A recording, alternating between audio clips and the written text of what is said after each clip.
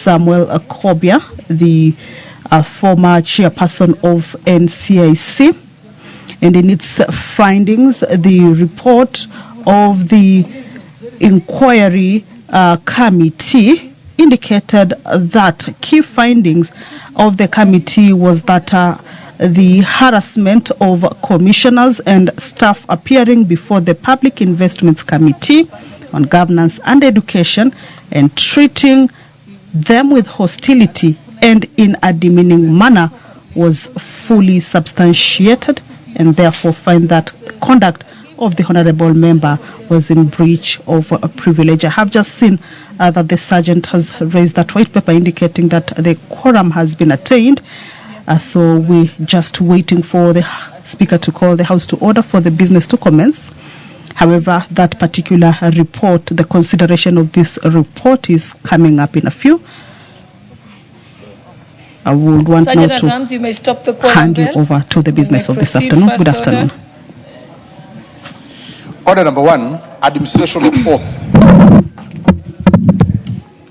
Order number 2, communication from the chair.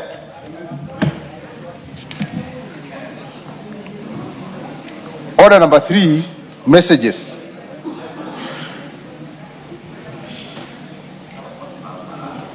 Order number 4, petitions. Order number 5, papers.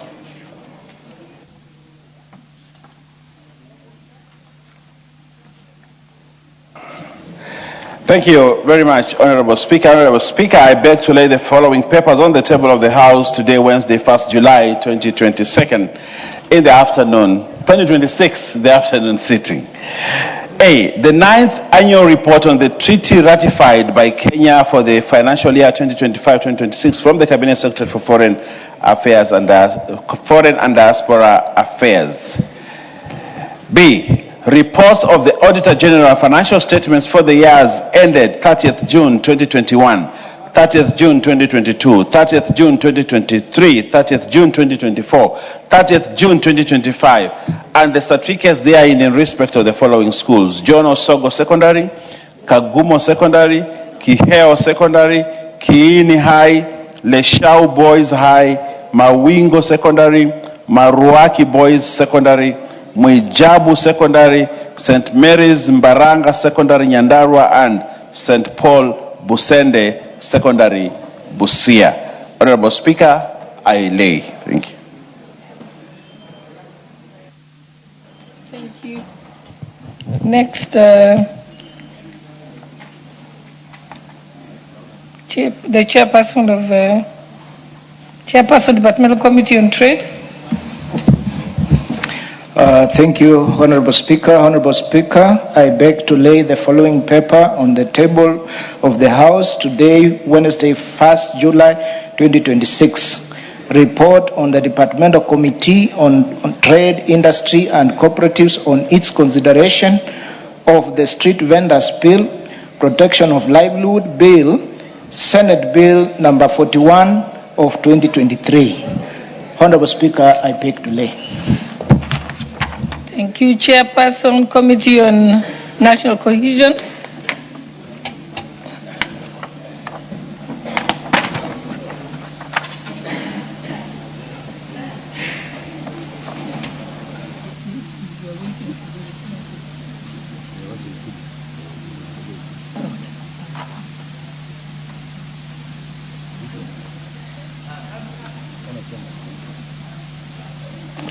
Chairperson Cohesion is not here.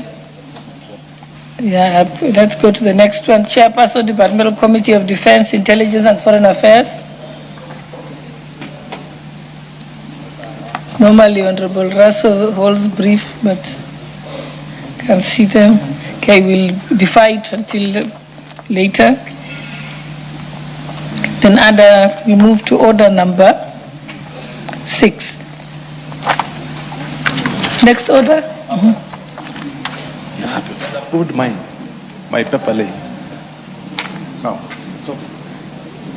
Okay, you may proceed. Thank you. Well, yeah, it was approved late, but you may proceed. Yeah. Thank you, Madam Speaker.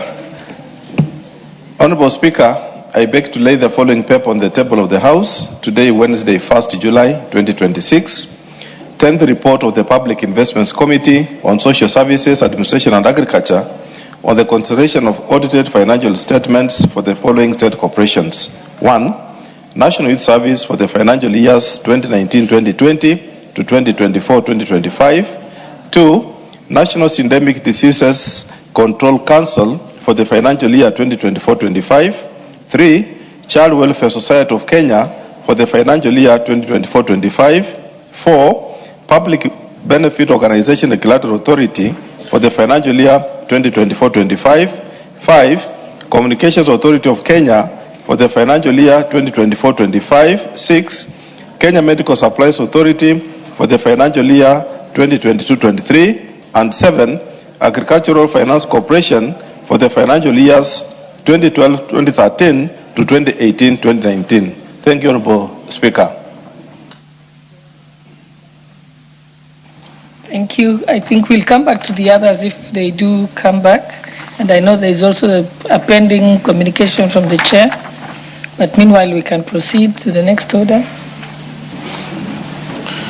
Order number 6, notices of motion. That I think also will be deferred because the chairperson, Defense and Intelligence and Foreign Affairs is not here. And the next one, the chairperson, National Cohesion, are not here. So we can move to the... Yours, you're ready to move. Yes, proceed. Thank you, Honorable Speaker. Honorable Speaker, I beg to give notice of the following motion that this House adopts the 10th report of the Public Investments Committee on Social Services, Administration and Agriculture on its examination of audited financial statements for the following state corporations laid on the table of the House on Wednesday, 1st July 2026. 1.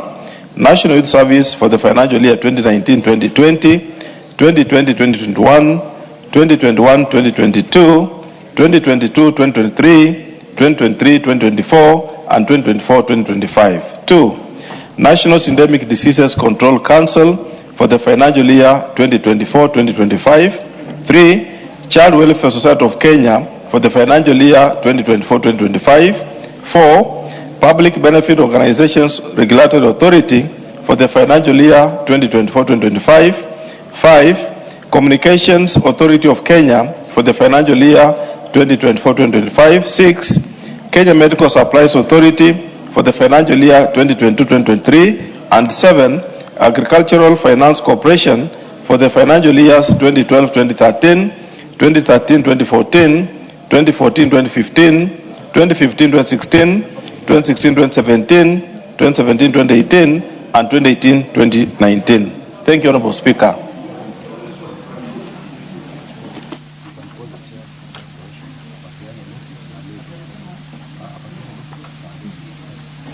From the chairperson for cohesion is here now.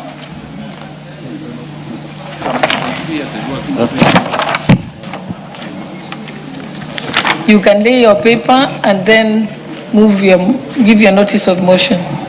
Honorable Speaker, I beg to lay the following paper on the table of the House today, Wednesday, 1st July 2026. Report of the Committee on National Cohesion and Equal Opportunity on the Peace and Security Engagement in Isiolo County from the 25th to the 27th of March 2026.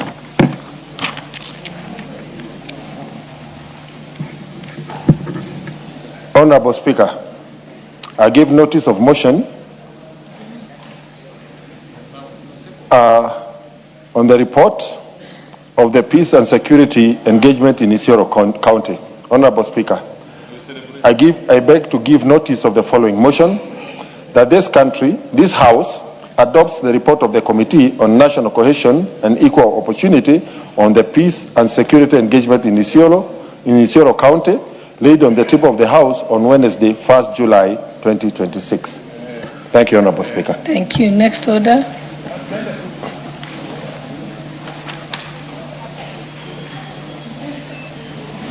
Order number 7, questions and statements.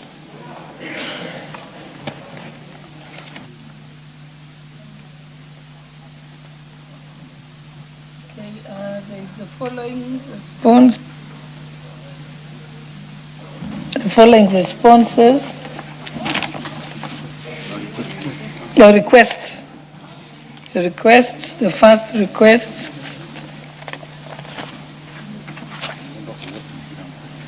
Yes, I've seen it here. Here it is. Member for West Mogorango, Honorable Stephen Mugaka.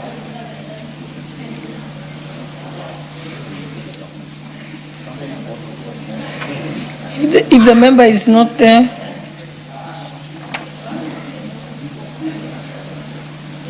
okay, that member is not there, let's skip to the next one.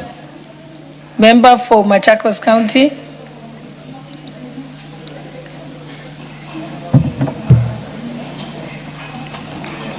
Okay, allow you to catch your breath. The next one is the member for Manyata, Honorable Mukunji.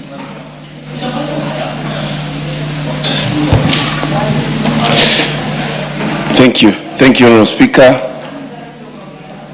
Honorable Speaker, I raised requests for a statement regarding status of leather industry in the country. Honorable Speaker, pursuant to provision of Standing Orders 44(2)(c), I wish to request for a statement from the Chairperson of the Departmental Committee on Trade, Industry, Cooperatives regarding the status of leather industry in the country. Honorable Speaker, the leather industry is a priority sector for national economic development due to its immense potential for value addition, job creation, and export growth, as underscored in Vision 2030 and various national industrialization strategies, such as introduction of Kenya Leather Industrial Park.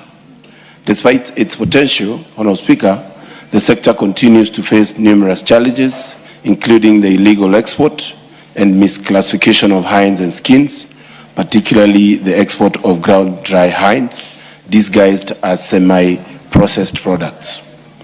Honorable Speaker, high export duties on raw hides and skins, previously set at 80% and subsequently reduced to 50%, were intended to discourage raw exports, but have instead encouraged smuggling and under-declaration. These practices deny the country critical revenue and discourage investment in domestic leather processing and manufacturing. As a result, the leather processors in the country continue to operate below capacity, relying on inconsistent and often poor quality inputs, leading to closure of local leather industries.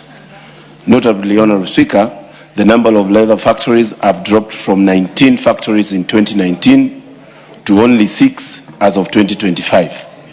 Honorable Speaker, it is against this background that I request for a statement from the Chairperson of Departmental Committee on Trade, Industry and Cooperatives on the following.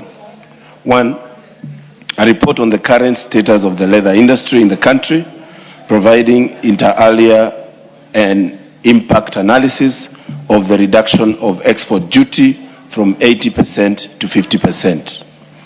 2, Honorable Speaker, the implementation status of the Kenya Leather Industrial Park program. And 3, Honorable Speaker, measures that the government is taking to unlock the untapped potential of the leather industry. I thank you, Honorable Speaker, and Honorable Speaker, I beg for a response from the committee. Thank you. Committee on Trade, who is representing the Committee on Trade? Yes, you can tell. How long will it take? Madam Speaker, I will give back the answer immediately we come from recess, the first week as we come from recess. Okay, Thank you. Next, we have a member for Maidioa, Edwin Mugo.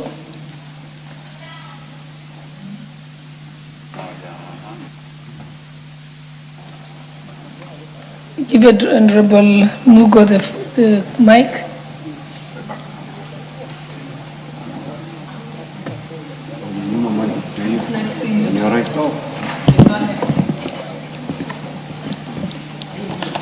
Yeah, Honorable Speaker, pursuant to the provision of Standing Order 44(2)(c), I wish to request for a statement from the Chairperson of the Departmental Committee on Transport and Infrastructure regarding the deteriorating state of Thika Superhighway. Honorable Speaker, Thika Superhighway, also known as Thika Road, is an A1 international road which links the capital city of Nairobi to the central, eastern, and northern regions of the country. It also connects Namaga town at the Tanzania-Kenya border to the Kenya-Ethiopia border town of Moyale. However, over the years, the road section between Gara to Keno town in Murang'a County has significantly deteriorated and is now characterized by numerous potholes and worn-out surfaces. The poor condition of the road poses a safety risk to motorists and other road users, while also causing frequent traffic disruptions and delays in the movement of people and goods. Honorable Speaker, there are also several sections of the superhighway which lack functional street lighting, notably along Drive-In, Roysabu, Kahawa Wendani, Kahawa Sukari, Juja, and parts of Thika. The lack of street lighting in these areas has led to an increase of insecurity in the areas and likelihood of road accidents, especially at night. Honorable Speaker, it is against this background that I request for a statement from the chairperson of the Departmental Committee on Transport and Infrastructure on the following. 1. A report of the maintenance and rehabilitation plans put in place by the Ministry of Roads and Transport for the Thika Superhighway, particularly the stretch from Gara to Keno in Murang'a County. 2. The reasons for delay in repairing potholes and other damaged sections of the Thika Superhighway and measures being undertaken to address the deterioration so as to enhance road safety. And finally, 3. The timelines within which the government intends to complete the necessary repairs and rehabilitation works to ensure that it is in motorable condition. I thank you, Honorable Speaker.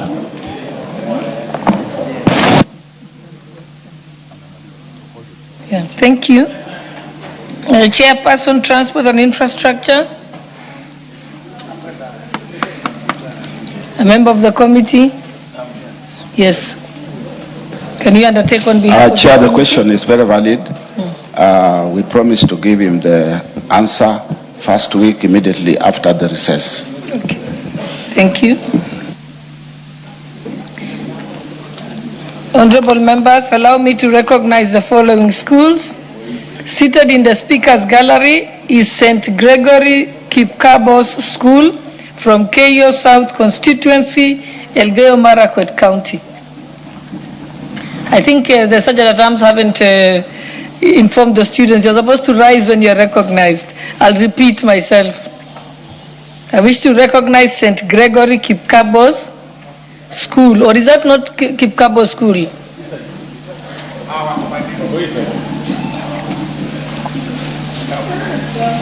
Oh, they are on this side. Okay, good. And seated in the public gallery, I wish to recognize Kiamuruga Secondary School from Kirinyaga Central Constituency, Kirinyaga County. Good, thank you.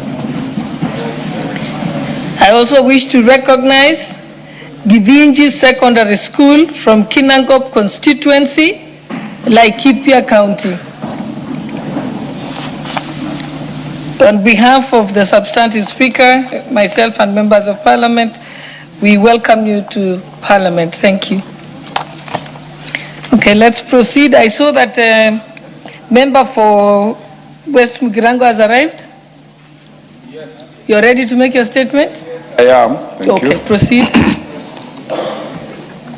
Thank you, Madam Speaker, for the opportunity to make a request for a statement regarding recurrent fire incidents in schools within my constituency, West Mugirango.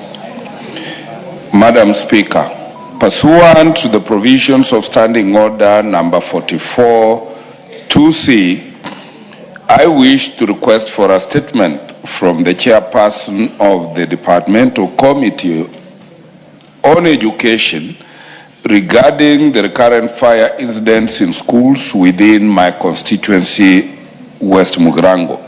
Madam Speaker, in the recent past, the country has witnessed a disturbing trend of fire outbreaks in learning institutions, resulting in loss of lives, destruction of property, and disruption of learning. Within West Mugirango constituency, where I am privileged to be MP, several schools have recently experienced fire incidents, raising concerns on disaster preparedness in schools. For instance, on 20th June, Madam Speaker, 20th June 2026, a fire broke out at Kibirigo Boys High School, which is a national school, destroying part of the boarding facilities. Although no fatalities were registered, the incident led to the closure of the school, thereby disrupting learning. Similarly, on 8 June 2026, a fire broke out at Kura Senior School in Bosamaru Ward. Further, Madam Speaker, on 3rd June 2026, a fire razed down a dormitory at Masosa Mixed Secondary School in Nyamaya Ward, destroying property and the school infrastructure. These unfortunate incidents have exposed learners to danger, disrupting academic programs, and occasioned substantial loss of public resources. They have also raised concern regarding compliance with safety standards and disaster preparedness measures in our learning institutions. Madam Speaker, it is against this background that I request for a statement from the chairperson of the Departmental Committee on Education on the following. 1. A report on the circumstances surrounding the fire incidents at Kibirigo High School, Kura Senior School, and Masosa Mixed Secondary School, including the findings of any investigations thereon. Number 2, measures taken by the Ministry of Education to facilitate restoration of learning and repairs to the damaged infrastructure in the affected schools. Number 3, the steps being taken to ensure all schools comply with prescribed safety standards, particularly in dormitories and other boarding facilities, including proof of insurance against fire and other disasters. And finally, Madam Speaker, the long-term measures in place to strengthen disaster preparedness, fire prevention, and emergency response mechanisms, and prevent recurrent of fire incidents in schools across the country. I thank you, Madam Speaker, and do plead that the Ministry of Education rises to the occasion and restores the infrastructure that the students have lost. Honorable members, I see a few members intending to ride on this. I don't see the chair of Education Committee. We were still missing him in the morning. Vice Chair? Any member? I see a few members. Kindly take note. Honorable Deputy Speaker. Thank you very much, Honorable Speaker, for the opportunity to comment on this issue. And I want to thank a member for West Mugirango for at least raising this issue again, because it seems like every time we have fire incidents, as soon as the matter and the hue and cry is over, everybody goes back to business as usual, and we don't keep the issue alive. And this has been from more than 20 years ago, and it seems to be getting worse and worse. So it's just not enough for the Education Committee to respond on this. I think the Education Committee, together with the Internal Security Committee, I know should be asking the Ministry of Interior and the Ministry of Education to appear before the committees to give us first a report on the ongoing investigation, because I think there was a multi-sectoral team that was set up after the fire to Tumishi girls in Gilgil, and so that we can be able to build on that, so that we take one area as a case study. In fact, I tell myself, it's a bit unfortunate that the girls are in the justice system. They should actually be studied, sat with psychiatrists, and find out what could possess someone so young to do something so heinous. Because then that way, if we understand the way their brain works, or what the challenges were, or what occasioned them to reach to the point that they could get to do something like that, then we can then work on our other children in other schools. But if we do sporadic checks and sporadic quick fixes about the issue, we don't get to the bottom of it. Because what is being done, and because it's the same in every school, so that we divide the issues and say this was caused by the students. So we study what drives the students to that point. Then we look at the ones that are caused maybe by power failure or accidents, or maybe within the school. Then we know what do we do to prevent those accidents. If it is about putting safety measures and fire drills and so on, we separate that as an issue.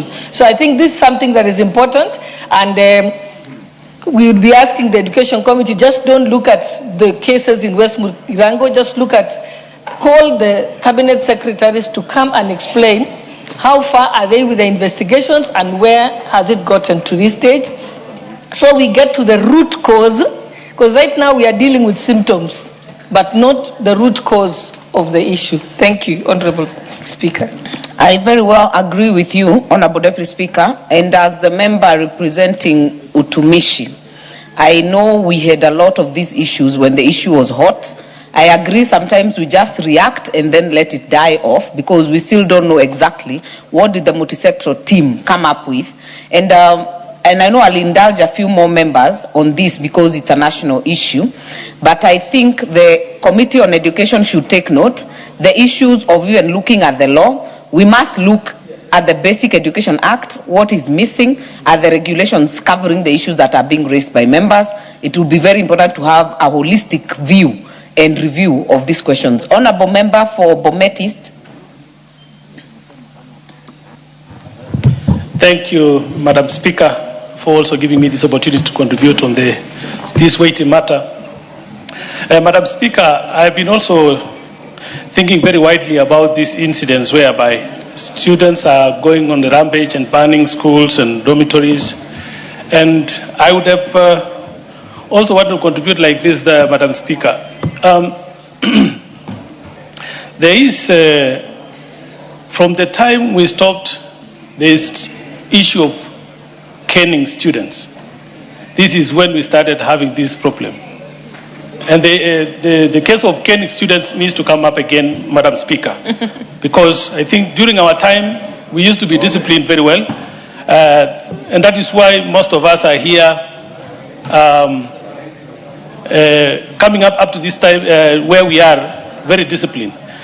The indiscipline has been goes very majorly also in the sense that our parents are not taking very seriously the issues of trying to guide the students by making sure that at least they become disciplined in school, and also respecting the teachers. Teachers have been left alone to manage the students, and this is something which we need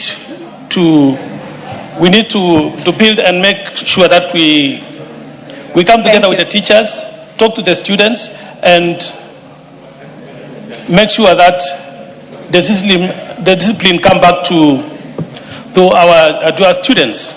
Honourable members, let us also realize it's no debate. It is a request for statement. If you get some time, you do 30 seconds. If you want to ride on it, Maungu. Okay, thank you, Madam Speaker.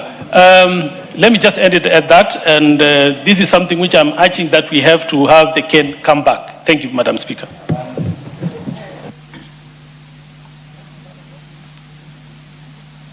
Maungu.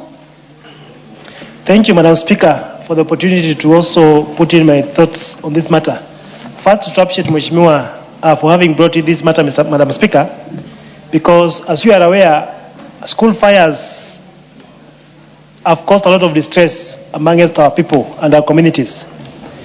And the recent one being at your place, Madam Speaker, where we even saw videos circulating, young souls having the audacity to touch a building where their colleagues are sleeping. Madam Speaker, as the Education Committee moves in to come up with a report of the same, we had the Andarasha fire just before that, Madam Speaker, and many other similar fires that have engulfed our schools, and we've lost very young lives. But as the Honorable Deputy Speaker said, would wish to go further and see what is it that has come into our kids. Is it an issue of parental guidance and responsibility that has failed? Because looking at the clips and the videos, it was very inhuman to see very young souls, the age of their teens, touching a dormitory or touching a school when others are sleeping, Madam Speaker. So I think as the Education Committee moves in to respond to this, we shall begin to find what futuristic strategies are they providing to ensure that such are not anymore, Madam Speaker.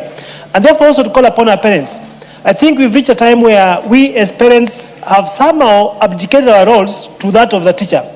It's not the duty of the teacher, for example, to take care of these kids, but we as parents should ensure that we instill in the right values, we instill in the right morals in these kids, Madam Speaker, so that even when they go to schools, they should realize that life is such an important and precious opportunity to live. Thank you, Madam Speaker.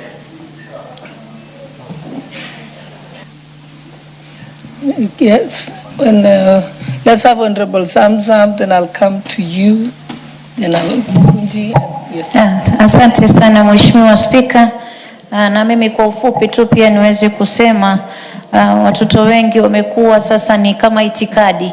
Kila ikifika wakati wa karibu na mtihani, unapata watoto wanachoma shule na wanaua mpaka wenzao. Kama juzi, nimpe pole Mheshimiwa Martha, kule kwake alipata mtihani mkubwa sana, wakaweza kupoteza watoto 16, Mheshimiwa Spika.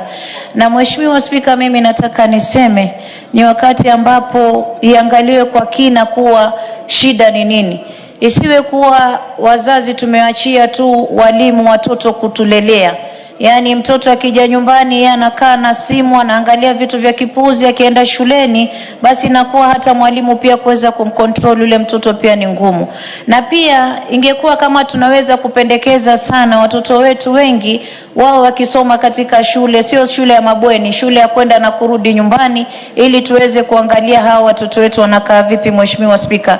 Kwa hiyo hii statement ambayo mwenzetu ametoa ni statement ambayo ni muhimu sana katika taifa hili, na utapata wakianza shule hii hata baada kuwa wameona wenzao wamechukuliwa hatua kali, bado watoto wengine wanazidi tu kuchoma.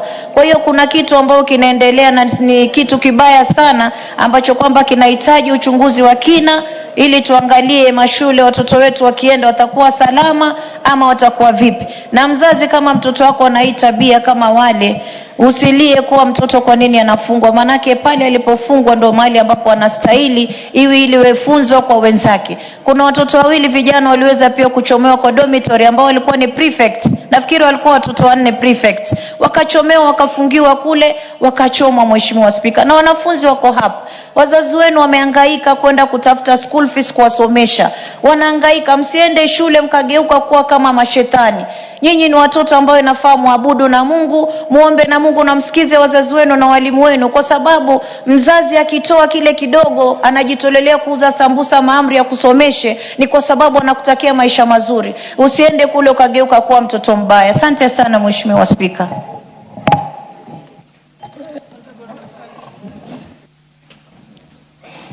Yeah, thank you, Honorable Speaker. Honorable Speaker, I also want to join colleagues in appreciating this request for a statement. I think where we are, Honorable Speaker, we need to be very, very careful the way we handle this statement. You know, Honorable Speaker, we have quite a number of stakeholders in this matter. And I think what we need to do is critically look at what is the role of each stakeholder. We have the ministry, we have the parents, we have the students, we have the teachers.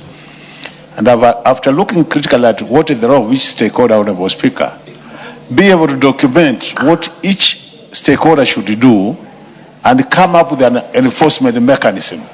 Because I see a lot of gaps in a lot of these stakeholders, Honorable Speaker.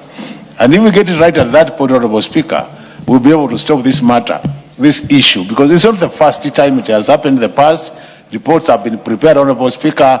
Enforcement has been very poor. I think we need really to stop it because it involves loss of life. And I think it's very, very important as a House we take this statement very serious, Honorable Speaker. Thank you, Honorable Speaker. Member for Manyata.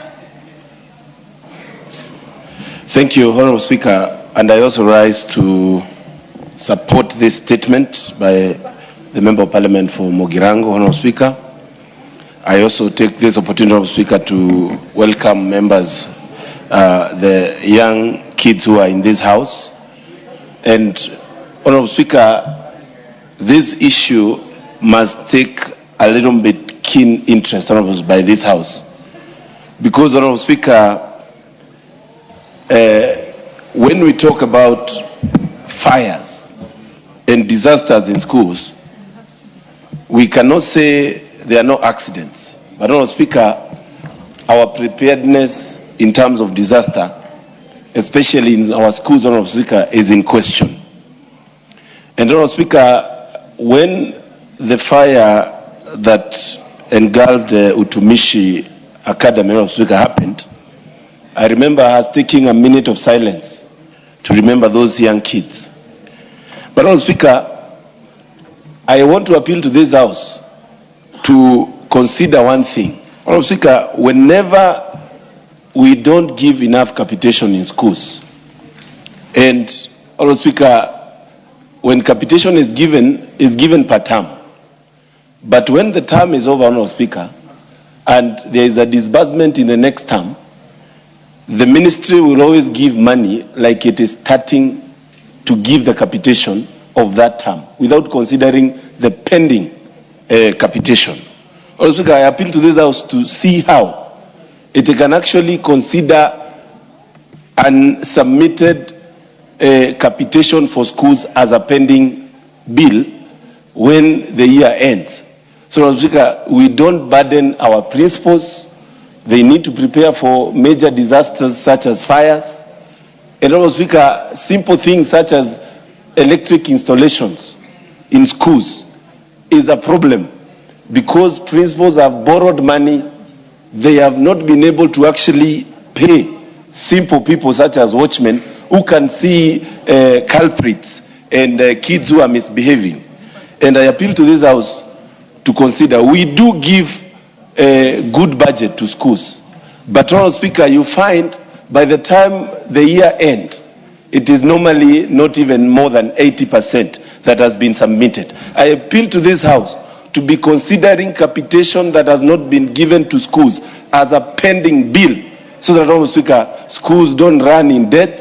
Some schools have water debts of more than 5 years, Honorable Speaker.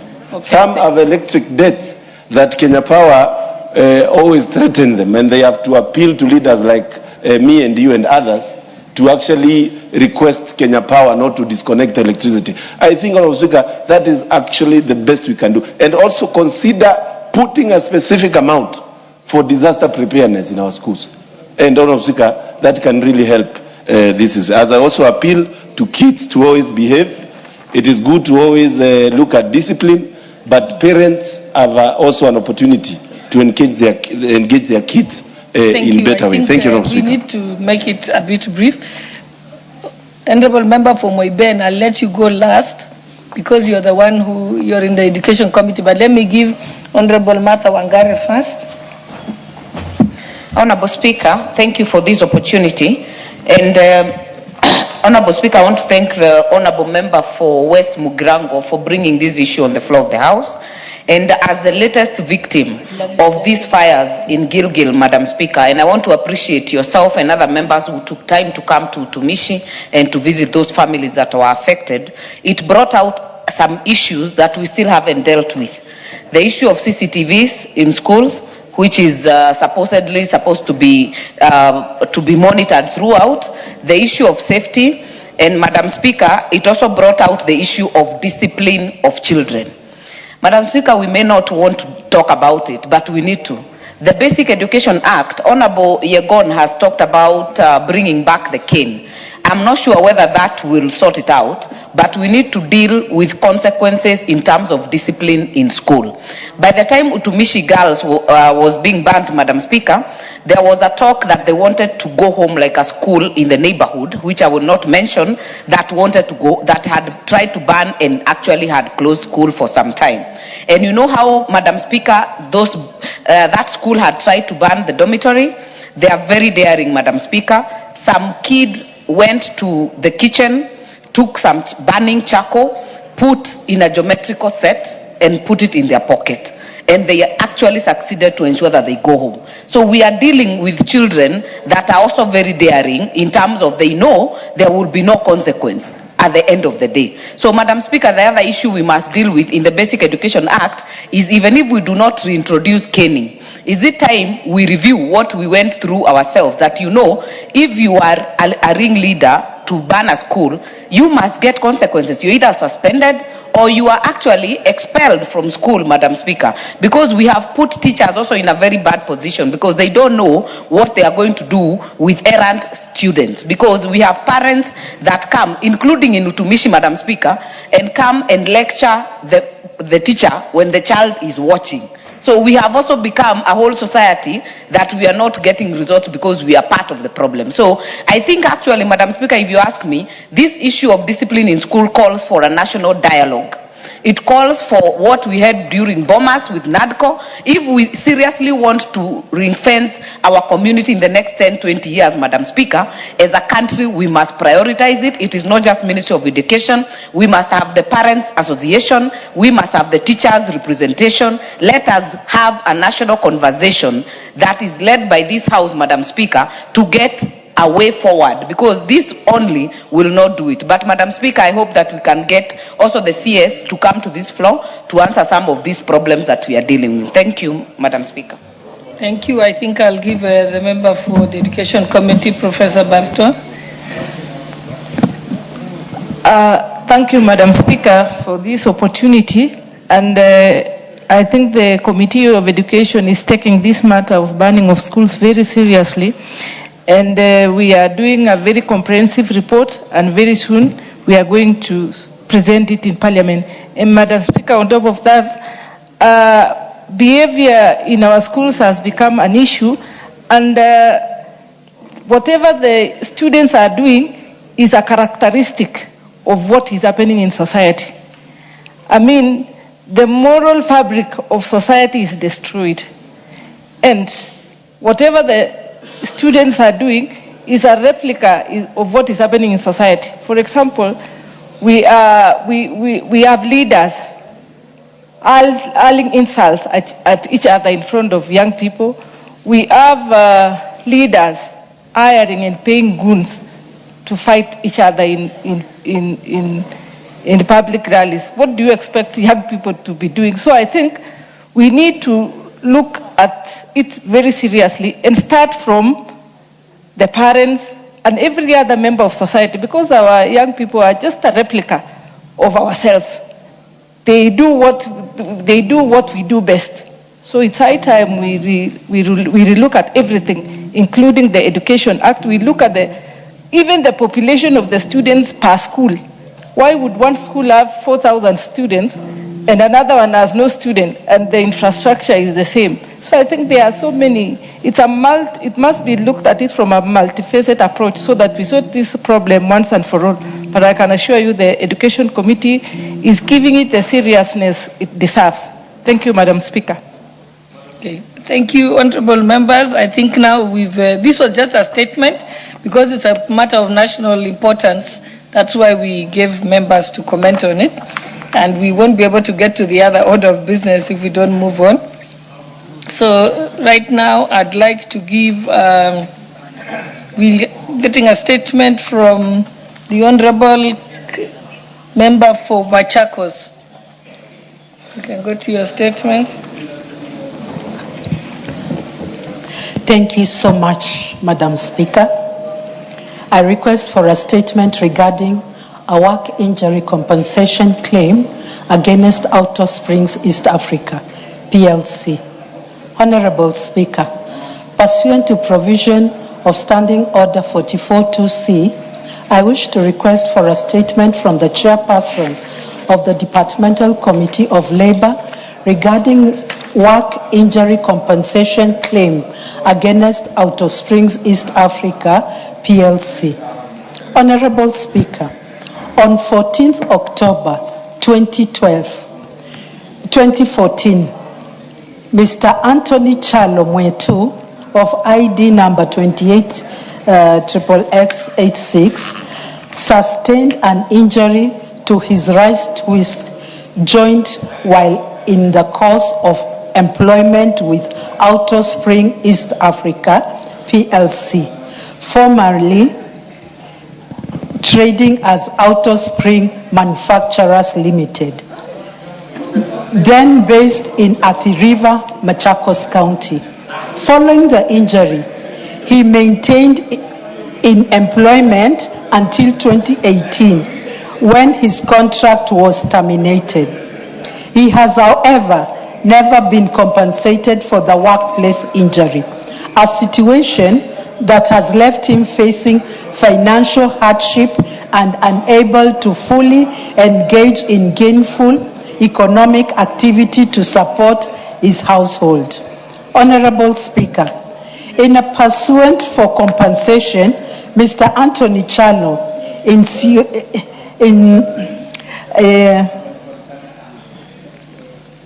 initiated civil suit number 6 of 2015 at the Mavoko Magistrate Court and also reported the matter to the Labor Office.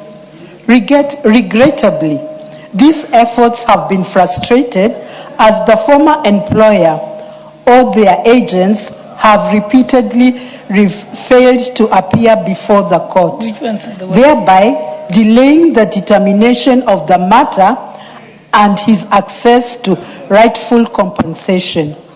It is a fundamental obligation for every employer to ensure the safety of their employees by taking all reasonable precautions in the workplace.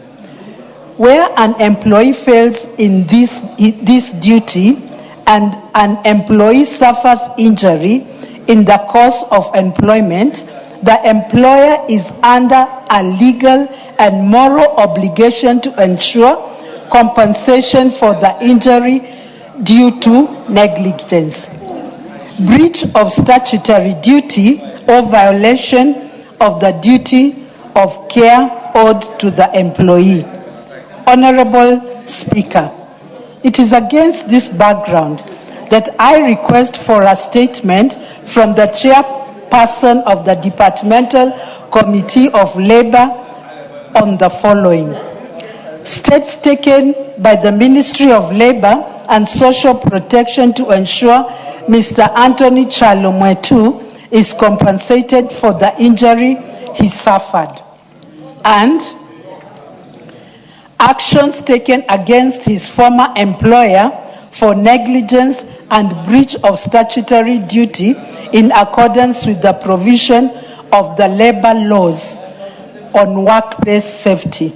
I thank you, Honorable Speaker. I saw the chairperson of the Labor Committee, chair of the Committee on Labor.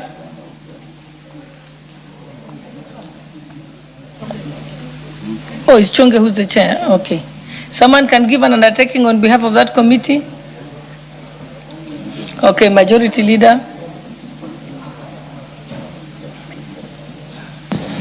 I suppose that is to the Committee for Labor, and I will diligently inform the Honorable Ken Chonga to bring a response immediately we resume after the recess. Thank you, Honorable Speaker. All right, thank you. Next, we have the statement by the Honorable Member for Narok North. But before that, allow me to recognize the following schools. Yard DEB Primary School, from Laikipia East Constituency, Laikipia County, and Mugenka Primary and JSS School from Chukai Igambangombe, from constituency Tharaka Nithi County. They are seated in the public gallery. Honorable Member for Narok North, you can welcome them before you make your statement. Thank you, Madam Speaker, for giving me this opportunity to welcome the students from Laikipia. And I just want to wish them well, them and the teachers who accompanied them, and just tell them that they are now in Parliament, 13th Parliament, and what they see here is what will happen to them when they are serious in their education. And I wish them all the best and a safe journey back home. Thank you. Madam Speaker, Honorable Speaker, pursuant to the provisions of Standing Order 44-2C, I rise to request a statement from the Chairperson of the Departmental Committee on Administration and Internal Security regarding the security situation at Rose Farm, bordering Olokuto location in Narok North constituency. Honorable Speaker, Rose Farm, bordering Olokuto location in Narok North constituency, has in the recent days experienced heightened tension and insecurity alleged to be arising from a dispute over the ownership and occupation of the farm. The incident has raised serious concerns regarding the steps taken to identify and address the underlying causes of the conflicts and the adequacy of the government's response. The situation has escalated into violence, confrontations, creating widespread fear and uncertainty among residents. The unrest has also forced many families, particularly women, children, and the elderly, to flee their homes in search of safety. Learning has also been disrupted, with pupils unable to attend school due to the fears for their security. Honorable Speaker, there are also disturbing allegations that police officers deployed to restore law and order used excessive force in responding to the situation, despite the absence of weapons among the area residents. While security agencies have a duty to protect lives and property and maintain public order, the conduct of the law enforcement officers must at all times be guided by the Constitution, the law and internationally accepted standards on the use of force. Honorable Speaker, it is against this background that I request for a statement from the Chairperson of the Departmental Committee on Administration and Internal Security on the following. The circumstances that led to the current insecurity and violence at Rose Farm, bordering Olokuto, Narok North constituency, including a record of the legal ownership of the farm and the history of the dispute. Measures currently in place to restore law and order, protect residents, and provide humanitarian assistance. The reasons for the alleged use of excessive force by police officers during the operations, and the steps being taken to ensure that policing is undertaken in accordance with the law. And a long-term intervention that the government has put in place to permanently resolve the dispute, hold those responsible for the violence and distractions accountable, and guarantee lasting peace and security in Rose Farm and the surrounding areas. Thank you, Madam Speaker. Thank you. That's going to the Committee on Administration and Internal Security. Do they have a member present to undertake? No. Majority Leader? Thank you very much, Madam Speaker. Madam Speaker, on behalf of the Chair of Administration and Internal Security, I would like to ask that we give the response the first week after resuming from the recess. Thank you, Madam Speaker. Thank you. Now we can go to responses. There is one request for a statement by the Honorable Member for Taita Taveta County, Social Protection, Chairperson. Thank you, Honorable Speaker. Honorable Speaker, Honorable Lydia Haika, MP for the Women Representative for Taita Taveta County, on 24th of February 2026, requested for a statement on the floor of the House regarding the delay in the registration of older persons under the Inua Jamii Older Person Cash Transfer Program. The Honorable Member further requested for information on the measure put in place by the Ministry of Labor and Social Protection to ensure that the older persons who have attained the age of 70 and above are registered in a timely manner. Honorable Speaker, the State Department for Social Protection and Senior Citizen Affairs is responsible for implementing the Inua Jamii Older Person Cash Transfer Program, OPCT. The program targets older persons who are 70 years and above and who are not in any government pension program. The Inua Jamii program currently covers 1,141,181 beneficiaries, with each beneficiary receiving 2,000 monthly through the eCitizen M-Pesa platform. Honorable Speaker, the last time the State Department undertook registration of new beneficiaries in the program was in 2023, following a directive by His Excellency the President to expand the program by registering 50,000 new beneficiaries. Honorable Speaker, the delay in registering and enrolling new beneficiaries into the program has been occasioned by the lack of additional budgetary allocation from the National Treasury to cater for the additional beneficiary. Honorable Speaker, the Older Person Cash Transfer Program is facing a budget shortfall of 5.2 billion to cover cash transfer for in-post beneficiary up to the end of just concluded financial year. Honorable Speaker, in light of the foregoing, the department requests for additional allocation to cover the shortfall as well as register new beneficiary in the program. Honorable Speaker, I submit. Thank you.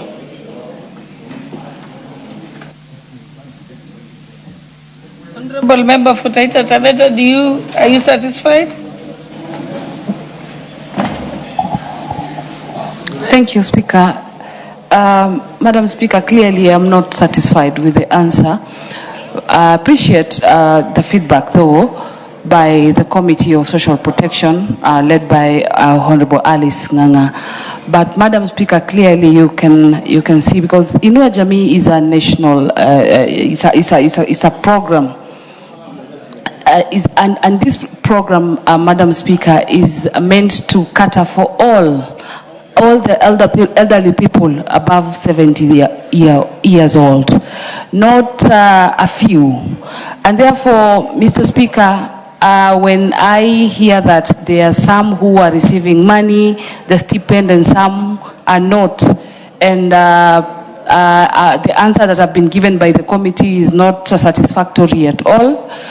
What I can say is that we need to work on a mechanism such that as we have promised them, as the government promised, that every elderly person who has attained that age of 70 years and above should receive that stipend, then yes, they should receive.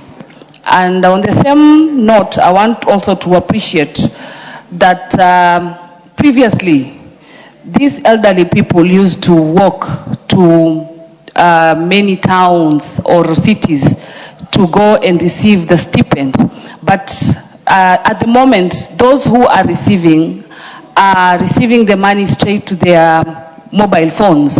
So with that one, I want to applaud the government, but I want to say that it is high time that they update the register again so that it can capture all the elderly persons in Kenya who have attained that age of 70 years and above. I thank you. Honorable Wangare, what do you... Thank you, Madam Speaker, for indulging me. Honorable Speaker, this issue is a recurrent issue in this House. And Madam Speaker, we have spoken about the periodic updating of this register. These issues are everywhere, even in Gilgil. You get 70-year-olds who are not in the system. Some were bumped out, I don't know what reason. Madam Speaker, the cleaning, even the ones who unfortunately die, should be replaced immediately, Madam Speaker, so that we don't have this issue recurring every time that we are talking about it. And finally, the issue of the orphaned and vulnerable children, specifically the issue of persons with disability. There is a problem, like I would say in my constituency, Madam Speaker, where you are told that this location has a quota. If someone is disabled, Madam Speaker, if, like I know one mother in Shokereria in Gilgil who has 3 disabled children, cannot work, but you're told only one will be eligible for this money, what do you do with the other 2? It should be automatic, Madam Speaker. If you have a person or a child with disability that should get this money, should be universal. The issue of quotas should not apply, because you do not apply to have a child living with disability. So maybe we can have the chair also respond to some of these issues. Yeah.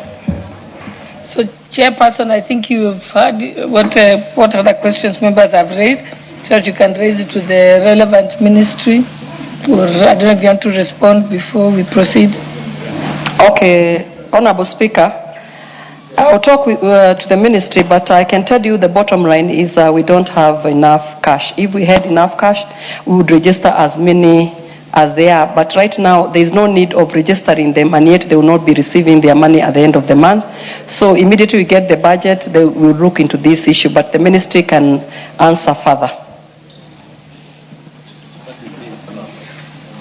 Okay, thank you. Is the honorable member for Samburu County here? Honorable Langurus? No, she's not, so she can't get her response if she's absent.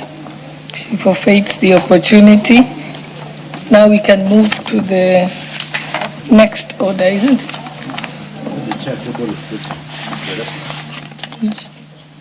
Oh, just table it, yeah.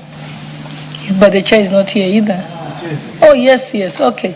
So you can just just table it.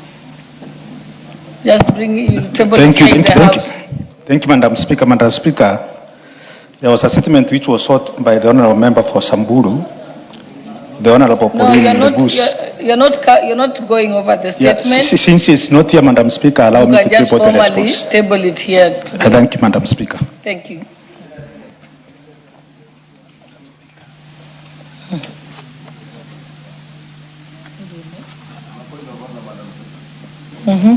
What's your point of order?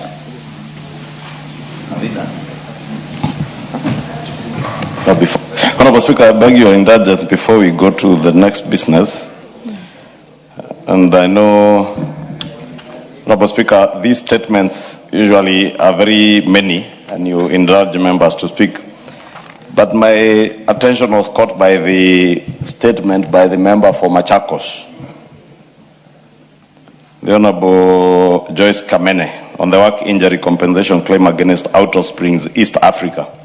Honorable Speaker, I was listening to that statement from my office, and I couldn't help but notice that she did aver that the matter is a matter under litigation in a civil suit that she actually quoted. And I would have wanted your guidance, as much as that matter most likely may have been approved. We operate as Parliament.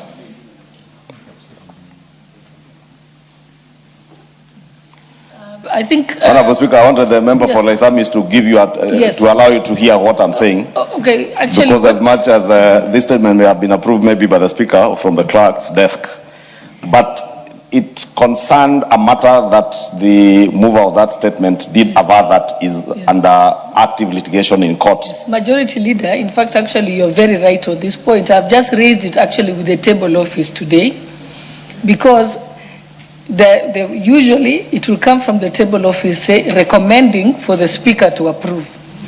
So no one expects the Speaker to be the one to do the due diligence. We have teams that are supposed to do that and check. So the teams that normally review it, the legal team, are the ones who should have said this cannot be approved. Yes, in fact, they should have guided the member from Machakos. And this is the second one. There's also a second one that came also before my desk, and I've noticed here by Honorable Kalasinga. I had signed it, but only when I read it, then I realized it has been recommended to me by the table office to approve it. Only but when after approving, I saw OB number, this, that, then you realize it's a matter that is before the court. So I think it has to be, there has to be more vigilance and due diligence done by the legal team that supports the Speaker's office. In fact, Honorable Speaker, you've just gotten it perfectly right, because I was going to ask that you direct the office, the Director of Legislative Services, to scrutinize some of these statements, because a matter that is in court, and I heard my deputy say he will relate to the Labour Committee, and I wondered, what will the Labour Committee do? The Labour Committee cannot direct a plaintiff in a court case to appear in court. The court has all the powers and means of enforcing people to appear in court. Two, the House should not and must never be seen to be litigating matters that are already being litigated in court. Therefore, as much as we may want to be seen to be helping our constituents, we also have a duty and an obligation as leaders to guide our constituents, that if a matter is in court, you cannot then come and prosecute it again in the House. And I think it was an oversight on the part of the person who submitted that statement for approval. And I probably would just have guided that the Honorable Kamene probably relooks into that issue and sees how he can assist that particular citizen from Machakos County, even with the matter in court, because you can assist the citizen otherwise. Otherwise, if we are to begin transacting that matter, and as you heard, is a civil matter between maybe an insurance company, you don't know whether the insurance company had received premiums, whether these auto springs had insurance cover. And I thought even the Director of Legislative Affairs should have guided the Honourable Member to probably reward that statement. And I would plead with Honourable Joyce Kamene to reward the statement to be an inquiry as to whether this auto springs company actually had taken up an insurance cover, not the matter of compensation that is already in court. Because that is a matter that will be mute and redundant in the House. Just my 2 cents, Honourable Speaker. I think I direct that the table office has to be much more keener in what they approve, because they normally assist the members. Thank you. You can move to the next one. Yes. Madam Speaker, thank you very much for indulgence. And I'm much humbled by your perusal and forwarding. Madam Speaker, to honestly put it clear, this matter is not in court. This matter was just reported in police and it ended there, Madam Speaker.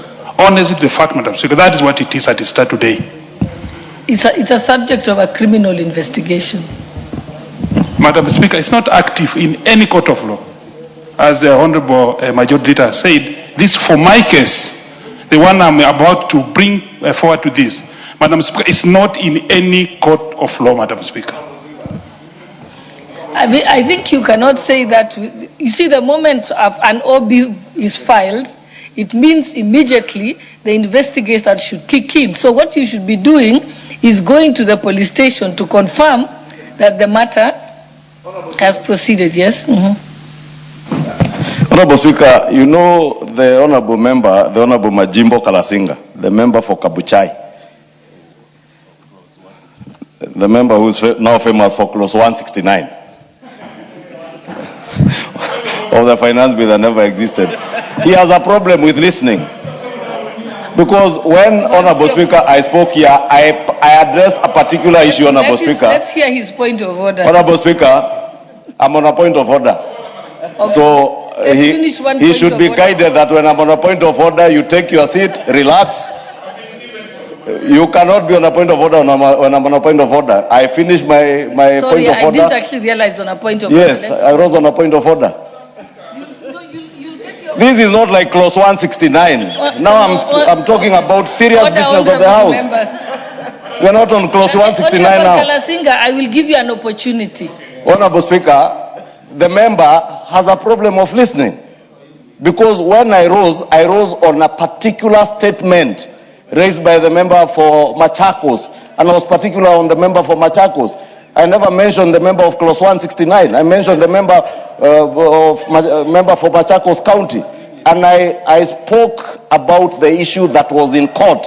Because Honorable Joyce Kamene, and you can see she appreciates. Because we are here to help each other. And even for you should seek guidance from the Speaker. But you don't just stand and say the majority leader said this is a matter that is under. I have not mentioned anything to do with you. And I cannot mention because there is no clause 169 even on this matter. Yes, and Honorable Kalasinga, I am the one who actually declined to allow your statement after I reviewed it. And I sought concurrence from the table office, and they agreed. Yes, proceed. Thank you very much, Madam Speaker. Madam Speaker, you know, I first started by appreciating you for actually ascending to this statement. I'll be accordingly advised by this Parliament, Madam Speaker, as you have just proceeding. In case tomorrow, the following day, it's approved that this matter, which is different from Madam Joyce Kamene's, is not in the active court, Madam. It will come back this floor, Madam Speaker. There's nothing wrong about that. But Madam Speaker, the leader, my leader of majority, I demand respect from him. Madam Speaker, when he has continuously mentioned me over that clause 169. And it's clear, Madam Speaker, that I want to put these records clear here. Clear, in front of you, Madam Speaker. On page 966 of the finance bill, Article 1A, clause 31, sub-article 169, talks about Mitumba, Madam Speaker. Why is Kimani Chungwa thinking he's the overall head boy of this house? Madam Speaker, I'm not a young boy in this school here.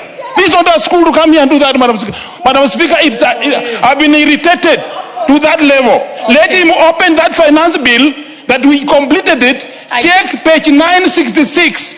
Okay. Article 1A, clause 31, I will close this number 9. I will close this issue. Honorable member, we are not discussing the finance bill. You could have just said, I take issue with that reference and let it end there. We don't have to proceed. Let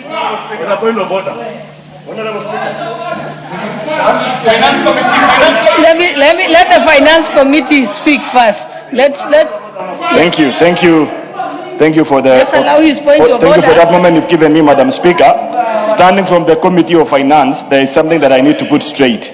When the bill is still as a bill, it does no articles, neither sections. It is clauses. It is clauses or refer to pages.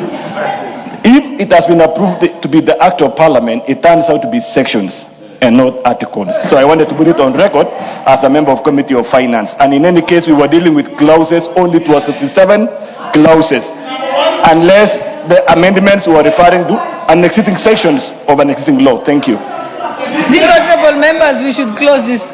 Okay, your point of order, the last one. Let's close this issue.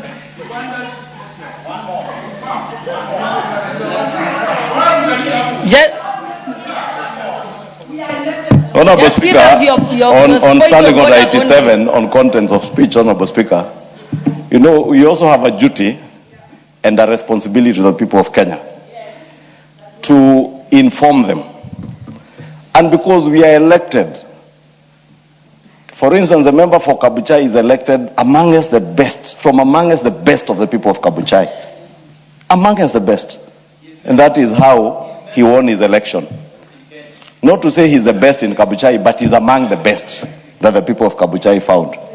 And therefore, the people of Kabuchai, in the villages in Kabuchai, those in Chwele Market, expect that since they have sent one of their best sons to Nairobi to represent them, he will take time, he will read, he will internalize, he will be able to conceptualize what is contained in a bill.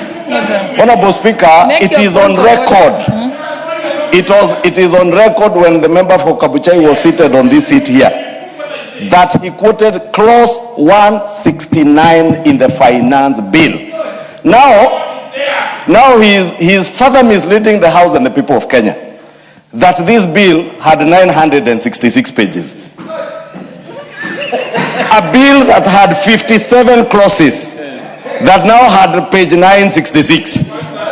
Honorable Speaker, when we legislate on these bills, as the member for the Finance Committee, the CPA, Ruto has said, that bill had particular clauses with sub-clauses and sections. And when we legislate and when we quote those clauses, we quote clauses. And that is why I was challenging these people, Honorable Speaker, please tell us the clause. Because even in amending, we seek to amend clauses. The member for Kabuchai has gone further to mislead the public again, that there was tax on Mitumba when it was not there, and I have challenged them. Show us where. Now he has moved from clause 169 to page 966. Okay, next time he will tell us bill number 40 or 56. Read. Don't embarrass the people of Kabuchai. They are very serious scholars in Kabuchai, and we must not allow you to embarrass the people of Kabuchai.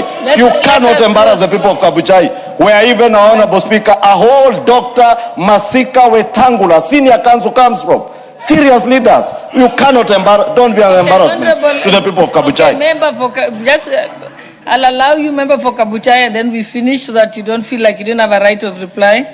Yes, Madam Speaker, we preside over documents on this floor of this House. We debate over tabled documents, Madam Speaker. Madam Speaker, you have in possession, this House, the House you are leading, is in possession of that document in the archive. I want it to be retrieved to this to put me clear, Madam Speaker. And then we paginate that document. On the left-hand side center of the page, 966, written on it, clause A, item number A, 1, clause at 1, number 169. It is in that document, Madam Speaker. It talks about worn-out clothes and Mitumba. Madam Speaker, the Speaker must come out clear. Why is he talking about the clauses, but not the item called Mitumba? Honorable Majority Leader knows that the document is there. Madam Speaker, before I leave this, kindly, could that document be produced and I read on the floor of this House? Right away, Madam Speaker. Okay. I think that, yes, I think you can put that request in writing to say that you want to confirm. You can put that request to the Speaker in writing that you'd like to do that. Thank you. Can we move to the next order? Honorable Kamene, is there a problem? Order members. Honorable Kamene, I thought you were satisfied.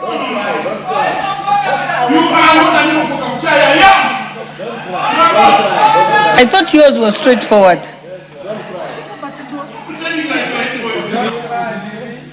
Okay.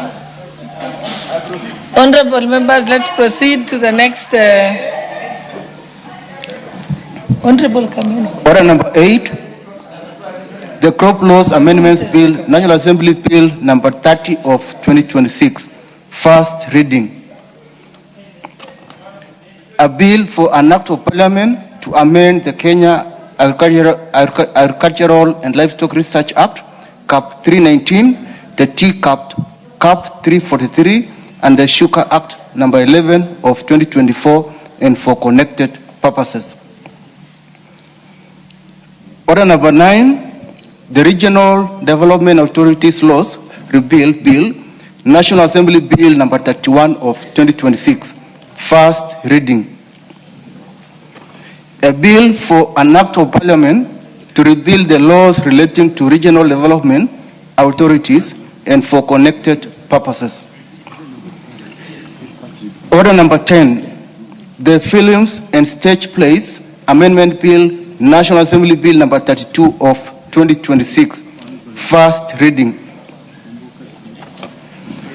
A bill for an act of parliament to amend the Films and Stage Plays Act. Order number 11, the East African Development Bank Amendment Bill, National Assembly Bill number 33 of 2026, first reading. A bill for an act of parliament to amend the East African Development Bank Act and for connected purposes.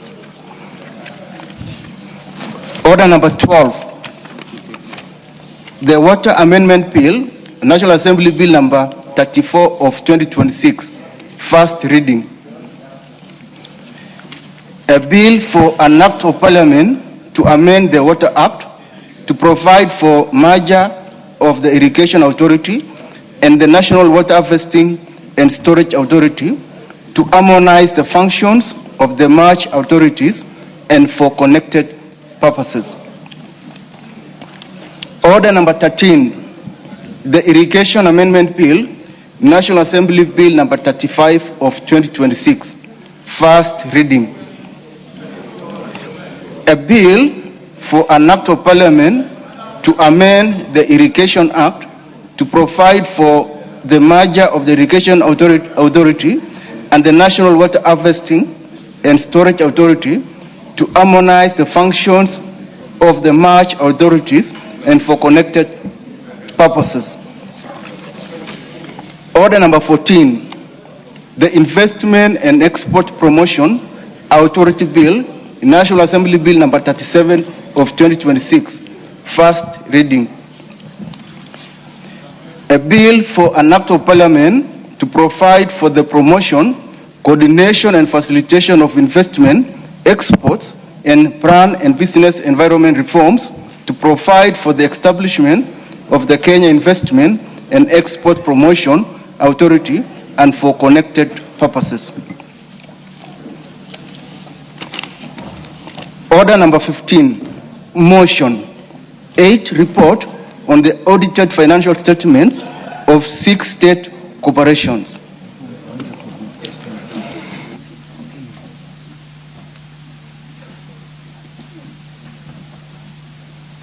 Chairperson, Public Investments Committee.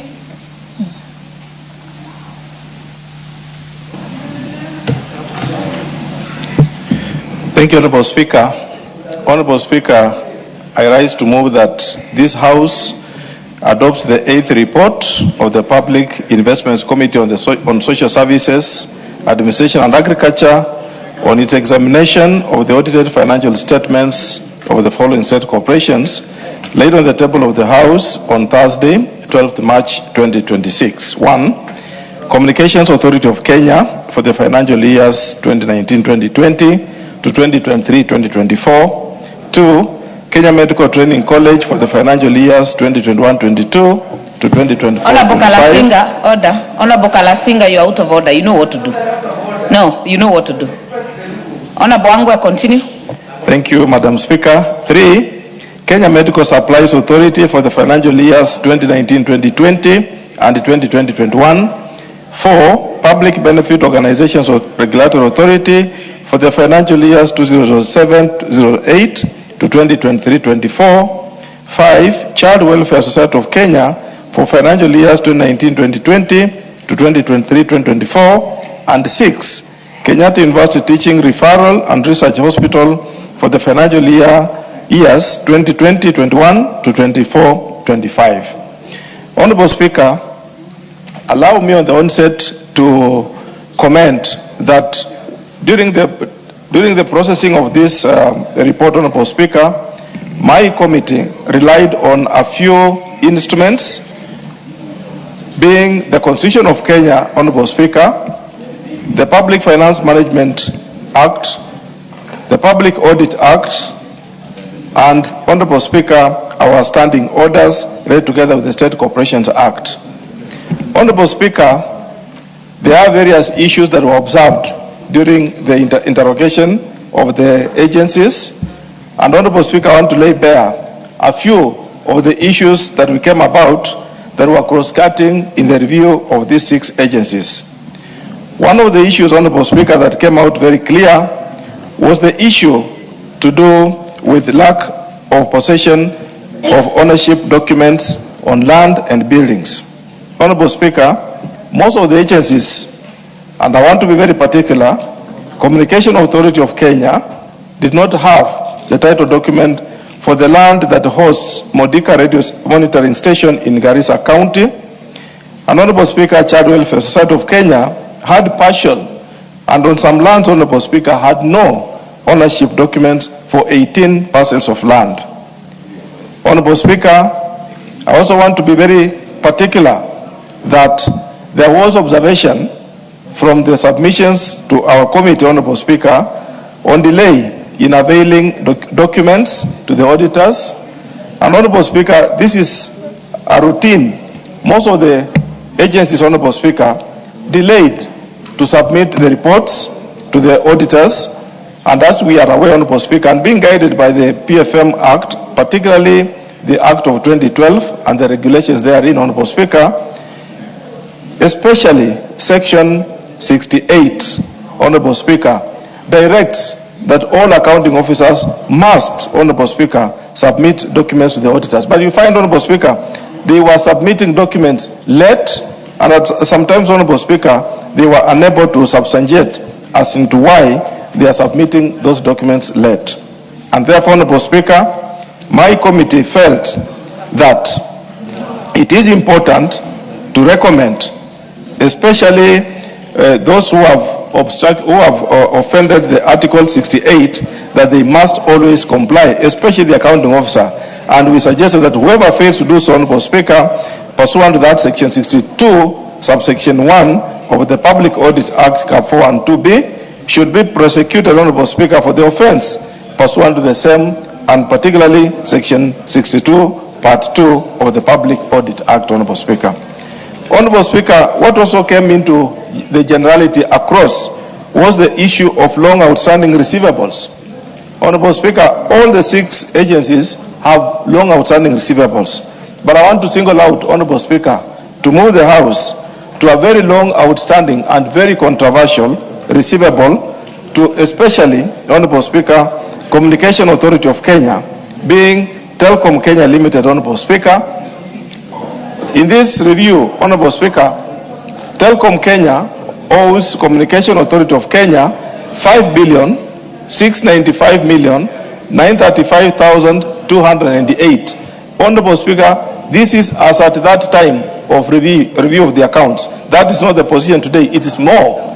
That came, Honorable Speaker, to 40,079,861 US dollars. Honorable Speaker, this is a huge amount that if we are not, this House, Honorable Speaker, does not put its foot down to interrogate what is going on, to respond to commend and approve what we have recommended, Honorable Speaker, this money might not be receivable to CAK, Honorable Speaker. Honorable Speaker, there's also the issue on Kenya Medical Training College, which has an outstanding receivable of 78,672,640 shillings, Honorable Speaker. And this relates to uncollected rent. Honorable Speaker, there is a long outstanding dispute. Trainees, medical trainees from University of Nairobi have rented houses or are given allocated houses at the KMTC in the name of Kenyatta National Hospital, Honorable Speaker. They don't pay the rent to KMTC. The property is owned by KMTC, Honorable Speaker, but they don't pay KMTC the money. They have had various issues, various discussions, both with the ministry and the KMTC and the university, but they have not paid 78,672,640, Honorable Speaker. This in itself, Honorable Speaker, it should be, and we recommended that let that money be paid to KMTC, Honorable Speaker. Honorable Speaker, the University of Nairobi is taking advantage that the government has proposed not to indulge in legal battle within interministerial legal battle. But that shouldn't be the case, Honorable Speaker. When the debt is due, we want to ask that the University of Nairobi remits their money. Honorable Speaker, we also want to look at the issue of money owed to KEMSA. Honorable Speaker, we know that KEMSA is a supplier of medical commodities to county governments. Honorable Speaker, as at 30 June 2020, the county government and the Ministry of Health owed KEMSA, Honorable Speaker, to a tune of 2,849,869,466. Honorable Speaker, we all know that KEMSA does not trade in medical supplies. Instead, Honorable Speaker, it's a logistic organization. It only handles goods, medical commodities. Therefore, it's important that the users, that's the Ministry of Health, together with the ministry, the county governments, pay the services of KEMSA to that tune. So it's important, Honorable Speaker, that receivables cutting across these 6 agencies is huge. And if we don't look at how much is owed, Honorable Speaker, it could be an issue that maybe the Departmental Committee on Finance should be looking at this as a debt, Honorable Speaker, in itself. Because when it goes to pending bills, this is likely to be the issue. Honorable Speaker, what do we recommend about that? We are saying that the accounting office, Honorable Speaker, should ensure proper and robust debt collection mechanisms, effective debt management policies, and proper systems for recording the debts. Honorable Speaker, whereas these debts have been depicted, but also they have issues in terms of recording, which we noted and felt is important we put a stand. Honorable Speaker, there's also the issue of long outstanding payables cutting across the 6 issues, where agencies, Honorable Speaker, also owe other agencies amount payable. And Honorable Speaker, we look at the PFM Act Cap 412A, which provides that pending bills from the first form the first charge in the subsequent financial year. But Honorable Speaker, most accounting officers are not enforcing that. They are simply filing the debts, debt in, debt out, and they end up paying, Honorable Speaker, those who are maybe friendly to them or maybe who have spoken more louder than the rest. That shouldn't be the case. The PFM Act puts it that any amount outstanding should form the first charge of the subsequent financial year. This has not been enforced across the 6 agencies, Honorable Speaker. Honorable Speaker, we look at the issue of delayed interest. Honorable Speaker, we do a budget in this House that the agencies have interest. They send their staff out of the country. They send their staff in various seminars and trainings. But Honorable Speaker, they don't submit the documents. They don't file back the interest on time. But the law is very clear. Within 7 days, upon return from your trip or from a working destination, you should file interest. Across the 6 agencies, Honorable Speaker, there were issues of delay in accountability of interest to the government. That shouldn't be the case. And Honorable Speaker, we felt that the accounting officers, Honorable Speaker, must be held to account and should always at all times ensure that officers surrender interest within the stipulated period of 7 days upon return from the workstation in accordance with Section 93 of the PFM National Government Regulation 2015. Honorable Speaker, there is also the issue of non-compliance with the law, especially when it comes to the issue of the basic salary rule. Honorable Speaker, the 1/3 basic salary rule is no longer being applicable. Many of these 6 organizations, Honorable Speaker, had issues with the 1/3 basic rule, and I want to be very particular. Kenya Medical Training College, it's a vast institution. It cuts across the whole country, but most of its relation in terms of the 1/3 basic salary rule was not applicable. Another agency, Honorable Speaker, that was very clear is the Child Welfare Society of Kenya, whose salary, Honorable Speaker, was an issue, and it was even below the 1/3 of the basic salary against Section 19, subsection 3 of the Employment Act 2007, which requires the total amount of all deductions which may be made by an employer from the wages of his employee at any one time shall not exceed 1/3 of such wages. Honorable Speaker, I now want to ask the House, Honorable Speaker, to allow me to move the individual agency as and how we saw the situation, as and how the agency responded. And I want to move the House, Honorable Speaker, beginning with the Communications Authority of Kenya, especially for the years 2019-2020 and 2020-2023. Honorable Speaker, As I had alluded to in the generalities, the issue of Telkom Kenya came up very clear, and it's an issue which, Honorable Speaker, we must put our foot down as a house and seek that either the engagement comes to an end, and, Honorable Speaker, the relevant authority, being the government of Kenya, moves in so that they can recover this money, or let this House, Honorable Speaker, make a very clear headway to make sure, Honorable Speaker, that this money through the National Treasury is recovered. What came out, Honorable Speaker, that was very clear. The National Treasury, Honorable Speaker, through a letter dated 28th June 2020, committed, Honorable Speaker, to pay on behalf of Telkom Kenya Limited the frequency spectrum of 2,213,077,093. Honorable Speaker, this was on paper. The National Treasury is aware of this engagement. They made an undertaking, Honorable Speaker, but CAK is yet to receive this money up to date. And, Honorable Speaker, what happens is, as we were informed by the DG for CAK, he said that this institution is a security issue, and should they come to an end to enforce the issue of collection of this money in terms of maybe stoppage of the operation of telecom, it might put our country in a security quagmire. That being the case, Honorable Speaker, National Treasury having agreed to pay this money, is now upon the National Treasury to release that money and let CAK operate as normal. Honorable Speaker, there is also the issue I would want to raise on individual institution, the issue of Kenya Medical Training College.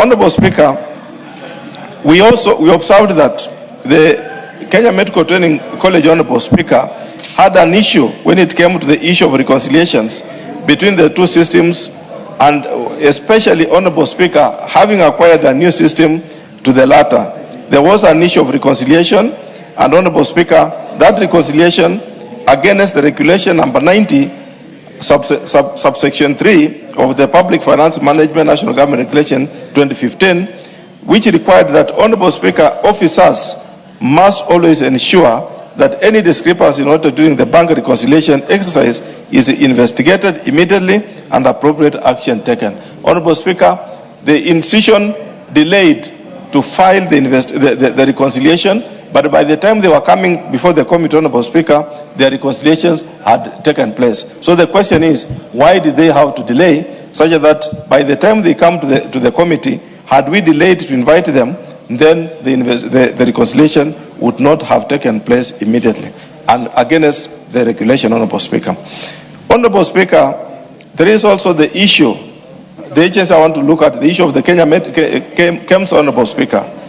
Honorable Speaker, there was a gap in the provision, in the procurement of COVID-19 related stocks, which led to over-procurement, Honorable Speaker, of stocks worth 5,639,656,550, Honorable Speaker. Honorable Speaker, there was a quick rush. This is an account of 2019, 2020, 2021. There was a rush, Honorable Speaker, that when the pandemic of COVID-19 happened, they had to overstock the institution, Honorable Speaker, to a tune of 5,639,656,550. Then accounting officer, Honorable Speaker, failed to manage the inventory for the purpose of preventing wastage and loss contrary to Section 160, Honorable Speaker, of the Public Procurement and Asset Disposal Act, specifically Cap 412C. Honorable Speaker, there was also an observation of an adjustment of stocks, Honorable Speaker, as a consequence of having overstocked the medicines, Honorable Speaker, of 1,680,377,225, Honorable Speaker. This was effected through a journal, particularly, Honorable Speaker, which I would want to be on record, a journal, Honorable Speaker, of KEMSA-JV-1-20-2021 on non-pharmaceutical stocks and medical commodities fund, which could not be traced under the medical commodity fund, implying the entry could be non-existent. Honorable Speaker, when we could go to the journal, the entries of global medical commodity fund, Honorable Speaker, that entry could not be seen. Instead, Honorable Speaker, it was purported to have been a non-medical stocks entry into the books of KEMSA. That alone, Honorable Speaker, depicts that the entries of KEMSA at that time, whereas we are looking at the stock of 5.6 and a misadjustment, Honorable Speaker, of an entry of stocks worth 1.6 billion, it leaves the gap hanging, Honorable Speaker. What does my committee, Honorable Speaker, say about it? We feel, Honorable Speaker, that let this House, upon adoption of this report, the Director General Public Procurement Regulatory Authority, Honorable Speaker, in collaboration with the Attorney General, to fast track the amendments of the Public Procurement and Asset Disposal Act, CAP 412C, to introduce, Honorable Speaker, a provision under Section 69 to provide for retrospective approvals under prescribed circumstances. Honorable Speaker, the Public Procurement and Regulatory Authority appeared before my committee and made this recommendation that in the current situation, Honorable Speaker, the law does not provide for that retrospective procurement, and that will now give a chance. Today we are talking about Ebola. Last time, Honorable Speaker, we spoke about COVID. Should Ebola come in, Honorable Speaker, we are staring at a similar situation which will again hinder or affect our budgeting or procurement of various stocks and goods and services, Honorable Speaker. Further, Honorable Speaker, the PPRA, Honorable Speaker, suggested to amend the procurement regulations to effectively govern public procurement to the scale and duration of a pandemic. Honorable Speaker, this document in its proposal was filed to the committee and is the annex in the report, so that, Honorable Speaker, we can move and make that proposal and amend so that in future, Honorable Speaker, we don't have such a situation befalling our country. Honorable Speaker, allow me to move the House to the issues canvassed, Honorable Speaker, by Public Benefit Organization Regulatory Authority. Honorable Speaker, this is the formerly called the NGO Coordination Council. We observed, Honorable Speaker, an irregularity in board committee meetings and unqualified board members. Honorable Speaker, this organization decided to hold meetings as and when they want. Honorable Speaker, this organization decided not to respect how many meetings shall be held in a particular session of a year. Similarly, Honorable Speaker, the organization picked people or staff from the ministry to come and sit in the board and also called them, Honorable Speaker, as board members, without respecting, Honorable Speaker, who are board members of an organization. If technical people or technical staff appear and come into the board, Honorable Speaker, does not mean that they become board members. Does not mean, Honorable Speaker, that they also qualify to earn allowances. We feel, Honorable Speaker, when the Auditor General sends the technical staff to come and sit in our committees, they don't earn allowances from the committees. Instead, they are on duty. So, Honorable Speaker, the board, we observed that the board and its constituent committees were not properly constituted, Honorable Speaker, in accordance with Mwongozo Code of Governance regarding the number of membership and the requisite experience, knowledge, and professional requirement, Honorable Speaker. We therefore made a recommendation, and especially, Honorable Speaker, reprimanded the then accounting officer and the chairman of the board for failing to convey the deficiency in the composition of the board to the appointing authority. Honorable Speaker, we questioned whether there was any discussion, any issues raised to the appointing authority in terms of position to know whether the board was proper. There was none. And Honorable Speaker, the CEO never felt that it was necessary. In fact, according to him, Honorable Speaker, he felt that was part and parcel of a good board.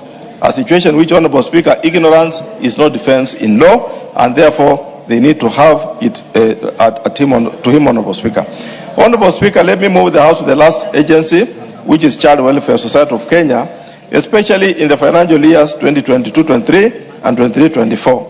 Honorable Speaker, this organization has challenges with budgetary and budgetary control and performance, especially, Honorable Speaker, where the society, Honorable Speaker, over-collected 22,238,008, which is, Honorable, 2% of the budgeted revenue, which included development project government grant of 14,302,826, not budgeted for, resulting to over-collection of 100%.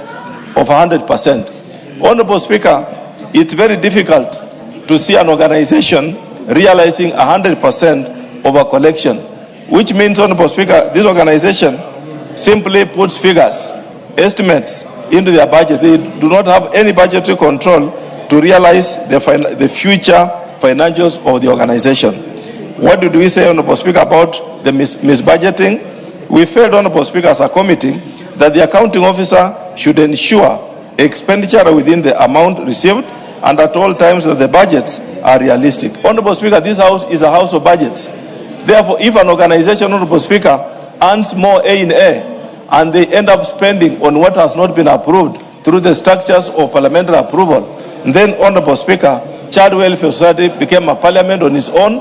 They did their own budgets, approved, and Honorable Speaker went ahead to spend that money against, Honorable Speaker, Regulation 44, subsection 2 of the PFM National Government Regulations of 2015. Honorable Speaker, allow me to address the House to the issue of Kenyatta University Teaching, Referral and Research Hospital. That, Honorable Speaker, in the financial year 2024-2025, KUTRH, Honorable Speaker, encountered unsupported waiver of patient bills. Honorable Speaker, the committee observed that the hospital granted waivers to patients amounting to 139,270,498 without any supporting documents. The waivers had accumulated to the tune, Honorable Speaker, of 669,781,907. Honorable Speaker, it's important that, yes, medical facility can waiver the patient's bills. That is within the mandate, Honorable Speaker.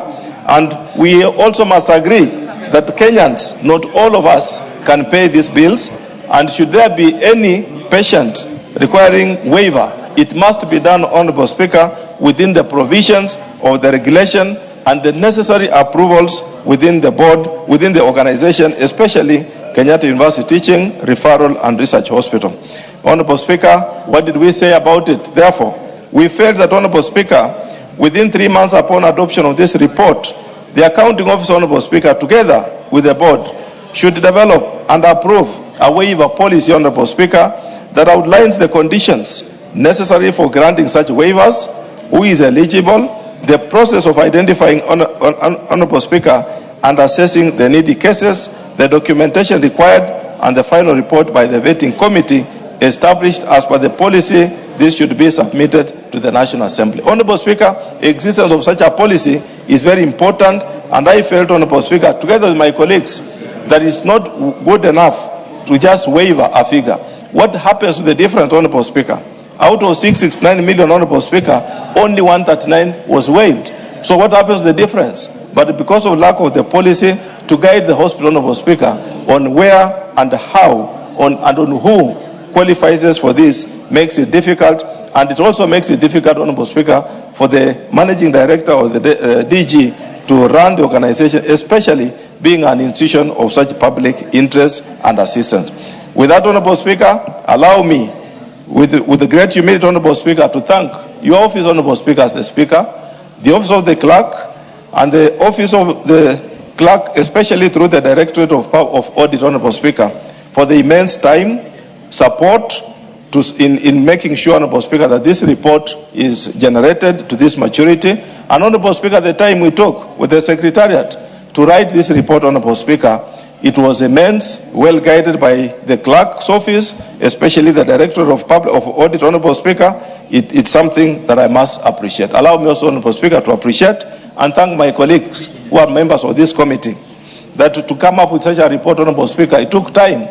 When you look at the attachment, Honorable Speaker, to the report, those who have been looking at, Honorable Speaker, the list of shame, for us to have generated that list of those who supplied Kenya Medical Supplies Agents, Honorable Speaker, it took us 2 weeks to look at those reports, so that, Honorable Speaker, when we bring before this House, we bring a list, Honorable Speaker, that is associated with who supplied what commodity during that time, Honorable Speaker. Allow me to appreciate my colleagues and thank them most sincerely for the support until we build this report to its maturity. Thank you, Honorable Speaker. I beg to move and ask the great member for Daya to second.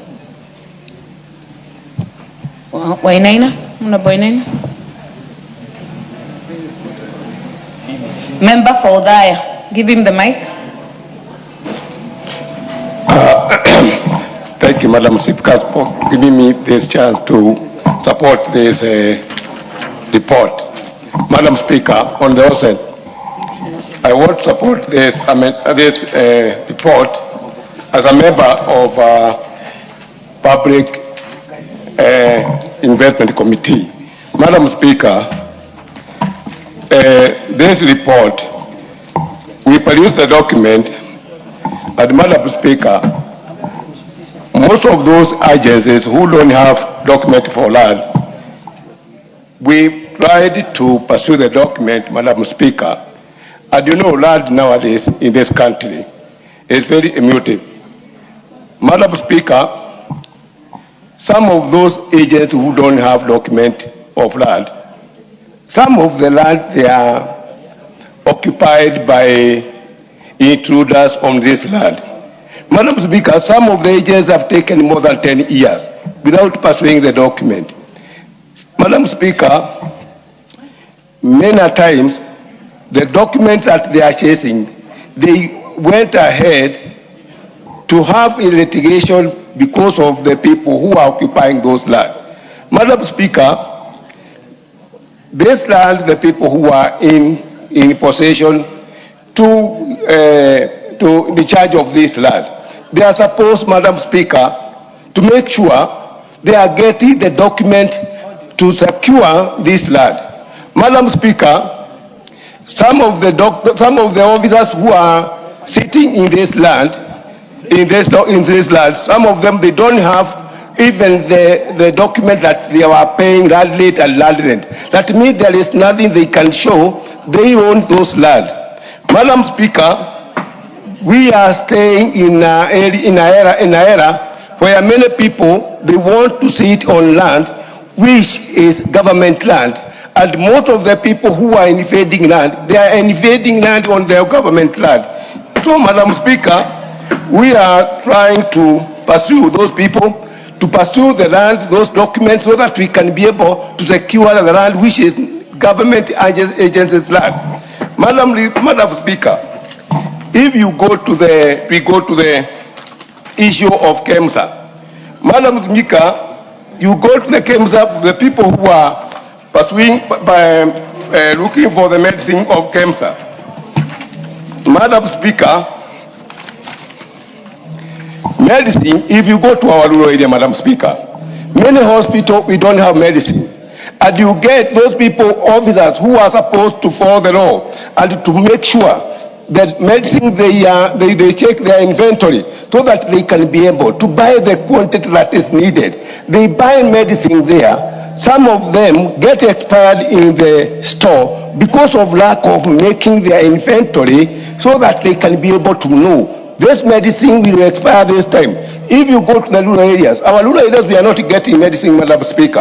And some of the medicine, they go and destroy those medicine because of lack of the officers who are supposed to put their inventory in order.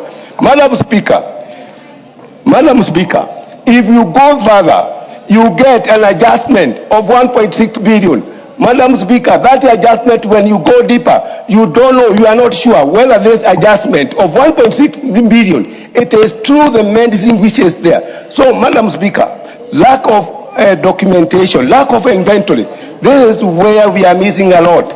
Madam Speaker, you remember this issue of KEMSA. There is a big issue even today when you talk about KEMSA and the COVID-19. Madam Speaker, if you take the value of 5.6 billion, it's a value, is medicine which can be able to cover the whole country with the medicine.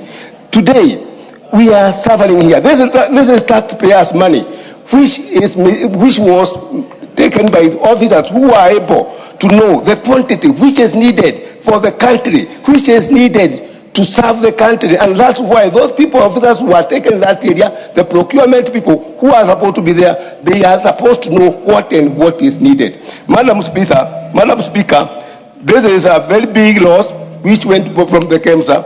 And Madam Speaker, From that, I want to support. You second? I second, Madam Speaker. Very well. Honorable members, allow me then to propose that this House adopts the 8th report of the Public Investments Committee on Social Services, Administration and Agriculture on its examination of audited financial statements for the following state corporations laid on the table of the House on Thursday, 12th March 2026. Number 1, Communications Authority of Kenya for the financial years 2019-2020 to 2023-2024. Number 2, Kenya Medical Training College for the financial years 2021-2022 to 2024-2025. Number 3, Kenya Medical Supplies Authority for the financial years 2019-2020 and 2020-2021. Number 4, Public Benefit Organization Regulatory Authority for the financial years 2007-2008 to 2023-2024. Number 5, Child Welfare Society of Kenya for the financial years 2019-2020 to 2023-2024. And finally, Kenya University Teaching Referral Hospital and Research Hospital for the financial years 2020-2021 to 2024-2025.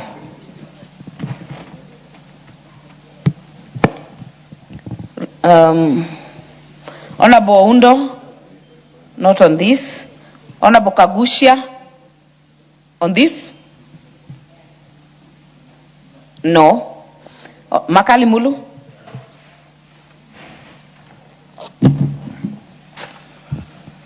Yeah, thank you, Honorable Speaker. Honorable Speaker, I want to start by thanking the committee for this detailed report. I've listened to the chairman as he moved the motion on these various institutions, Honorable Speaker. And there were just about 3 things I want to comment on, which are just very general statements, but which I think is worth mentioning. The first one, Honorable Speaker, is the question of as to whether we are getting value for some of these audited reports.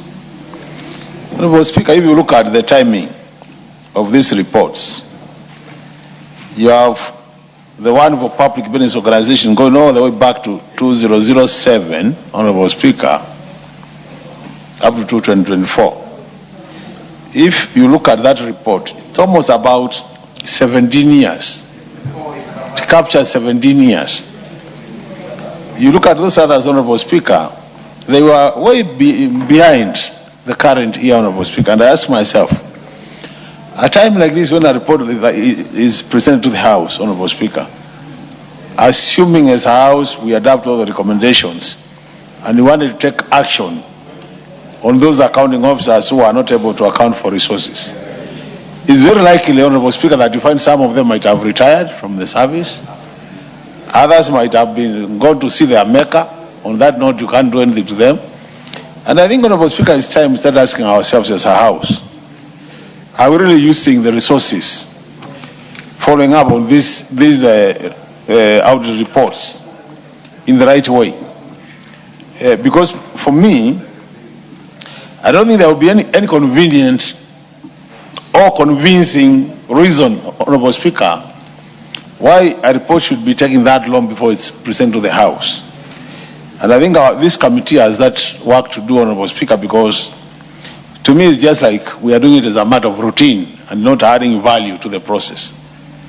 The second matter, Honorable Speaker, is when I listen to the issue of people not surrendering their imprest in time. The law is very clear. Imprest is not a loan, Honorable Speaker. Imprest is not a grant. Imprest is money you are given by your employer to go and work. And once you are through with that assignment, Honorable Speaker, you are supposed to come back to the office and say, I took this money, went out there, did the official assignment, Honorable Speaker, and I'm back in the office and this is my expenditures. So in a situation where we are hearing that officers cannot surrender imprest, Honorable Speaker, and they are taking a long time before surrendering imprest, then, Honorable Speaker, it just says that we are taking the issue of financial management very casually. we are taking the issue of the law very casual, Honorable Speaker. And as a result of that, Honorable Speaker, then, it begs a question, Honorable Speaker, which I was asking earlier. Are we serious as a House, or even in our own financial management as a government? Because when people cannot surrender interest, Honorable Speaker, then, it means that basically they convert that interest to become like a loan, Honorable Speaker. The other thing, Honorable Speaker, is the issue of the long outstanding receivables. Money which is supposed to have been collected, Honorable Speaker, and it is not been collected. When I hear that CCK, that is the Commission on, is the Communication Authority of Kenya, CAK, Honorable Speaker, is sold about 5 billion. It owes 5 billion. KMTC is owed 78 billion, Honorable Speaker. And the KEMS about 2 billion. You ask yourself, what are the reasons that they are not able to collect the money? If really it is money they should have collected. And I think this calls for a more serious analysis of the reasons, Honorable Speaker, so that as we move to the future, Honorable Speaker, then we don't just have these reports for the sake of having them. They are tabled in this House. They don't help anybody. They don't help the country. And they don't improve our financial management, Honorable Speaker. So, for me, the last one, Honorable Speaker, which is also very annoying, is the issue of delay of submission of reports, financial statements, Honorable Speaker. Most of these parastatals, because these are institutions of parastatals, Honorable Speaker, they are very qualified accountants. They have what we call finance managers. We call them finance directors, Honorable Speaker. People who are CPAK, others are even FCPAK, Honorable Speaker, what they call the fellowship, Honorable Speaker. And you ask yourself, if you are a qualified accountant, and in this era of automation, why would it be difficult? Why would you face challenges in providing information relating to your accounts? So this is just share, Honorable Speaker. It's a situation where people will say, Utadu, what will you do, even if I don't submit? And I think time has come, Honorable Speaker, when then we need to come out clearly as to what sanctions should be put against these characters, Honorable Speaker. Otherwise, it will be a waste of time discussing these reports. And I've seen this problem cutting across all the peak committees. It is also cutting across the park, Honorable Speaker. And I think for me, this House is the oversighting House. This House should be supporting the Auditor General matters and enforcement, Honorable Speaker. So in a situation where we take these things very casually, Honorable Speaker, it makes the work of the Auditor General very difficult. Because as a House, we need to stand behind this office and say, if you are not accounting for resources, we are not going to give you more resources. And if possible, we want to see people being taken to court, Honorable Speaker, to answer these important questions. Otherwise, with those my remarks, Honorable Speaker, I support. But we need to act, Honorable Speaker. Thank you. Very well. Honorable Dick Maungu. Thank you very much, Madam Speaker, for the opportunity granted that I may also be able to comment on this good report. First and foremost, allow me to appreciate the committee for a job well done and having come up with a report that moves to give value and to add value to our existing governance mechanism, Madam Speaker. However, one issue that is a bit keen to observe, Madam Speaker, is the fact that one of the organizations being reported on today is the Public Benefit Organization Regulatory Authority. And the years in question are from 2007 and 8 all the way to 23-24. I must commend the chair and his team for trying to put it to current, because when we are reporting in the year 2026 and we are reporting, or rather tabling a report for financial year 2007-2008, Madam Speaker, that's quite long ago. And as our members captured, we may find that some recommendations which the committee may have would have been targeting the specific accounting officers and those who are in office then, who maybe by now have retired.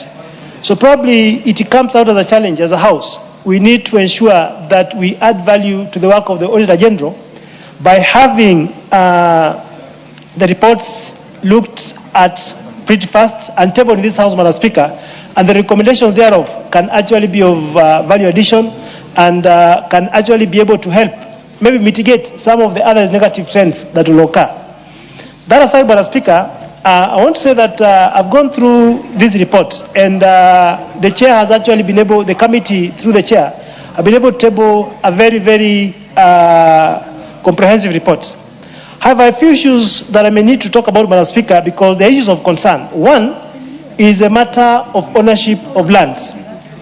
The report brings out the fact that we have institutions like the 6 being tabled about the Communication Authority and the others, that we still have issues whereby the ownership documents of land still remains in question, Madam Speaker. We live in a country whereby people have got some funny appetite for public land, whereby if this land is not properly secured, if this land is not properly owned in terms of having the right ownership documents, we find that people are encroaching and being a bit, advancing their selfish interest into acquiring this public land. And therefore, when the chair says that this is a challenge, Madam Speaker, it's important that as a House, we find this as a national issue. Why do I say that? I happen to be the chair of PIC Education and Government, Madam Speaker. Most of the institutions that appear before me have a challenge with the ownership of land. Including this morning, when we had KU appearing, Madam Speaker, the land issue is a serious matter. And therefore, the recommendations put are quite in order, that it is the high time we may have to direct, maybe the National Commission, the Ministry of Lands, to ensure that every public entity or any public organization, the issue of land is actually taken the issue of land is regularized so that these organizations can properly own the land they sit on. The second issue, Madam Speaker, that I take cognizance of is delay in submission of documents. Madam Speaker, the law is very clear. PFM Act of 2012, Section 82 is very clear about the duty of the accounting officers to submit documents within a specific time. Today is the 1st of July. The financial year ended yesterday. These accounting officers are now under the audit season, whereby the OAG has moved into trying to look at this, Madam Speaker. And you find an accounting officer who has received millions of shillings, which is public money, delays in submitting documents, Madam Speaker. The question is, how therefore can the auditor be able to give assurance? How therefore can the auditor be able to confirm that no public funds were lost? How therefore can the auditor be able to give us some bit of assurance as a country that the public resources we put in these organizations, as the resources are safe, Madam Speaker? And therefore, the issue of delayed submission of documents is an issue, Madam Speaker, that has been flagged off, and to me I say it's an issue that is very important. I believe the law is very clear. The PFM Act is very clear as to what the accounting officers must do. The PFM is very clear as to the kind of measures that can be put in place to ensure these officers are compelled. And therefore, Madam Speaker, as we talk about delay, it's important that we give a warning also to public officers, a caution to these accounting officers that giving documents for audit is not an option. Submitting documents within the right time is not an option, but it's a constitutional requirement, it's a legal requirement that must be observed to ensure that we account for any resources we get from the public, Madam Speaker. The other third issue that I found a bit important to look at, Madam Speaker, is the issue of accountability of interest. It's a bit crazy that an officer can take interest, move on to execute whatever agenda it is, but fails to surrender interest. Interest is not personal money. This is an advance given to an officer so that he can be able to attend a meeting or attend an assignment on behalf of the organization. The best one can do is within 7 days to submit the records or submit the, account for the interest so that now the books can be closed. But you find that we have large sums of money. We have huge balances in our books where it talks about unaccounted or unsurrendered interest, Madam Speaker. And therefore, I want to say that the committee has flagged this off, Madam Speaker, and it is clear that in case of issues whereby this audit, this issue has gone far beyond the necessary timelines of 7 days, the officers should actually be surcharged. Let this money be recovered so that we can ensure that public funds are used for the right purpose, public funds are accounted for, and public funds, Madam Speaker, which are quite hard to generate, I ensure that they go in the right direction. With those few remarks, I want to say thank you to the committee and commend the committee for a job well done. Asante sana. Very well. There being no further interest in this bill, I will call the mover to reply. Thank you, Honorable Speaker. Honorable Speaker, allow me to first and foremost thank my colleagues who have put their voice on this report, Honorable Speaker. And especially, I want to commend the voice of Honorable Dr. Makali Mulu, a very seasoned economist, for that view. And Honorable Speaker, I want to thank the Honorable Engineer Dick Maungu for looking at the issue of the period. And as you are aware, Honorable Speaker, the issue of timelines was canvassed in our liaison committee, and we are now time-bound. And as you can see, Honorable Speaker, my committee has moved with speed. We are now reporting accounts to do with 2024-2025. We look forward, Honorable Speaker, that in the very immediate near future, upon conclusion of this year's accounts, we shall now be aligned so that next year, Honorable Speaker, most of the agencies will be having their very current accounts being reviewed and reported to the House. Thank you, Honorable Speaker. I beg to reply. Very well. And I must commend this committee from liaison that you have done very well to bring up these accounts to date. Allow me, honorable members, therefore, to put the question that this House adopts the 8th report of the Public Investments Committee on Social Services, Administration and Agriculture on its examination of audited financial statements of the following state corporations laid on the table of the House on Thursday, 12th March 2026. Number 1, Communications Authority of Kenya for the financial years 2019-2020 to 2023-2024. Number 2, Kenya Medical Training College for the financial years 2021-2022 to 2024-2025. Number 3, Kenya Medical Supplies Authority for the financial years 2019-2020 and 2020-2021. Number 4, Public Benefit Organization Regulatory Authority for the financial years 2007-2008 to 2023-2024. Number 5, Child Welfare Society of Kenya for the financial years 2019-2020 to 2023-2024. And finally, Kenyatta University Teaching, Referral and Research Hospital for the financial years 2020-2021 to 2024-2025. As many as are of that opinion say aye. As many as are of a contrary opinion say nay. The ayes have it.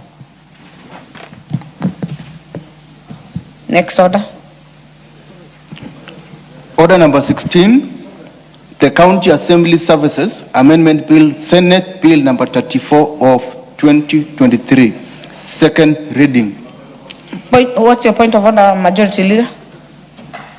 Honorable Speaker, I wanted to beg your indulgence to request that we, since the chair is out on other official business, that we indulge him to be able to move this bill for second reading in another time. I was headed there. I do not see the chair around, so we will defer to the next appointed time. Next order. Order number 17, motion. Report of the allegations against the member for Pumula and chairperson of the Public Investments Committee on Governance and Education, the Honorable Chuck Wamboka, MB. I have the information that the said member is bereaved, and we shall therefore defer this to the next appointed time. Next order.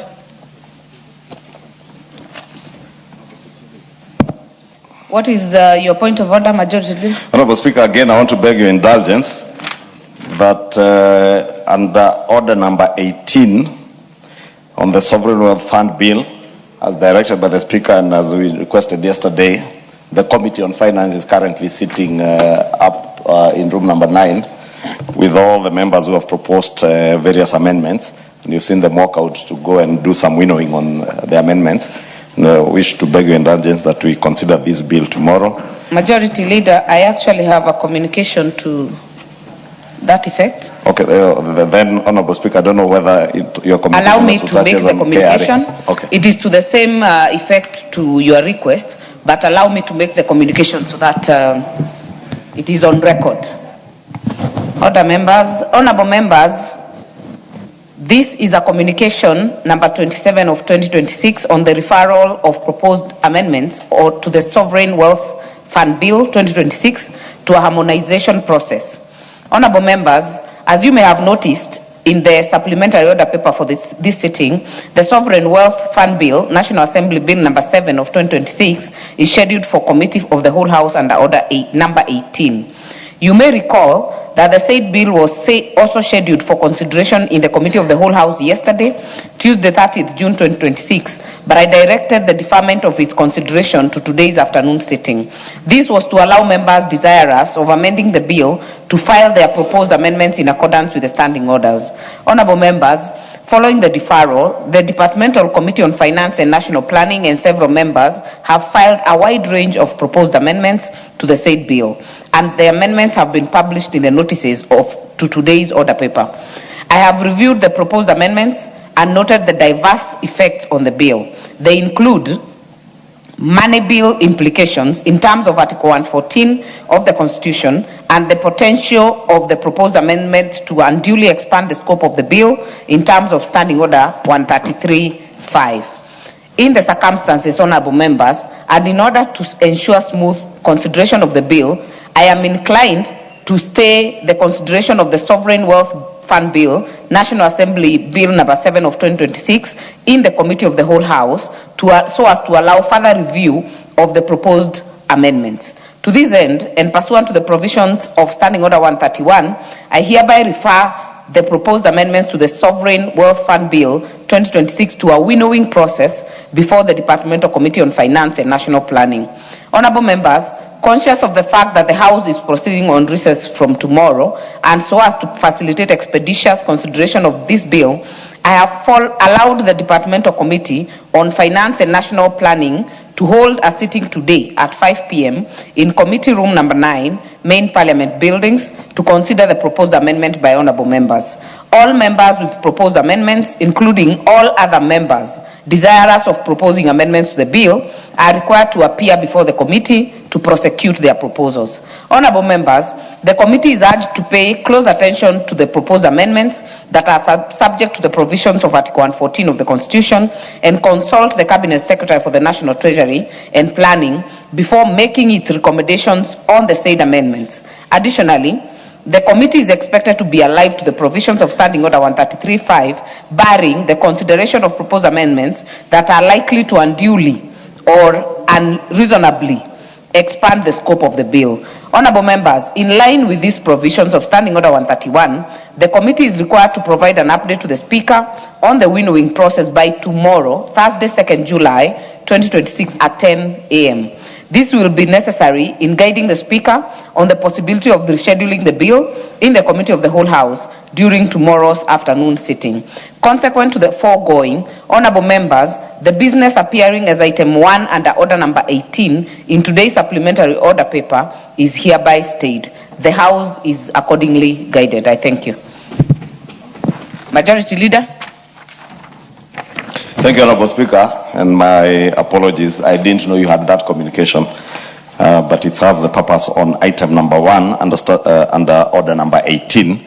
But I also sought your indulgence on order number 18, sub-article 2, on the Kenya Revenue Authority Bill, National Assembly Bill number 28 of 2026, since the chair of the Finance Committee is currently chairing the winnowing process, and we're also considering some other requests from members on amendments, that we also stay this bill until after the recess period.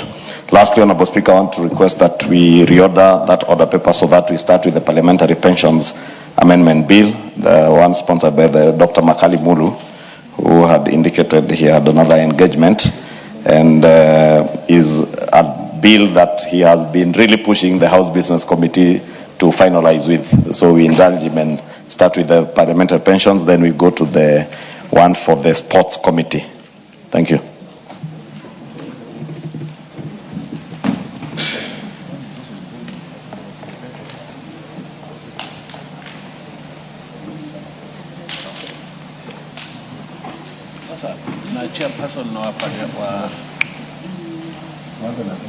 Ndio. Wanyama. No, I'm saying. Majority Leader, your requests are assented to. Therefore, honorable members, the business appearing as 2, the Kenya Revenue Authority Amendment Bill, will be stayed to a later date. And then the committee will be reordered so that we begin with the Parliamentary Pensions Amendment Bill and later the Kenya National Library Service Bill, number 20 of 2023.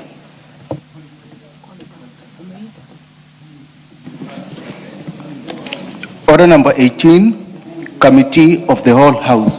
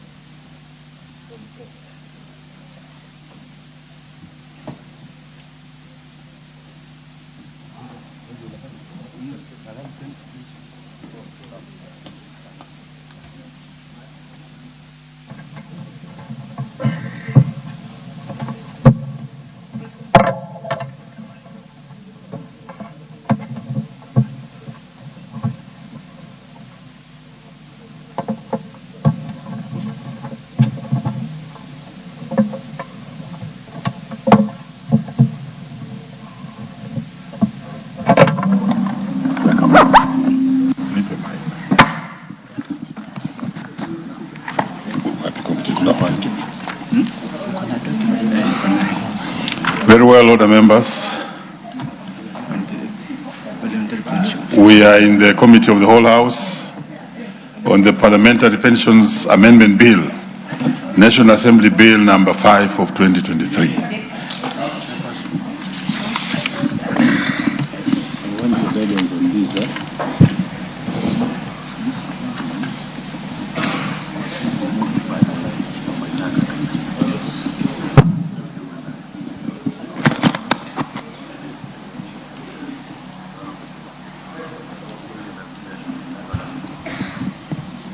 Leader, you may approach the table.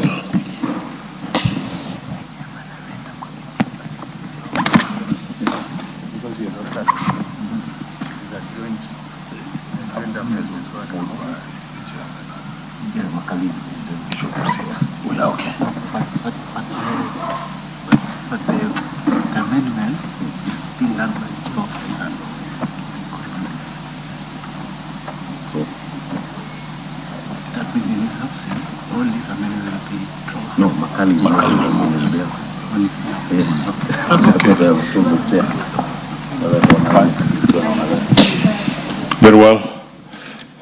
Makalimulu, we have agreed that you will do that part which you have just asked. And then now, members, like I said, we are on the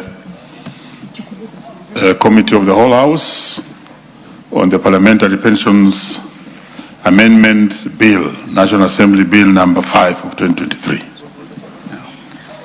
Clause 3.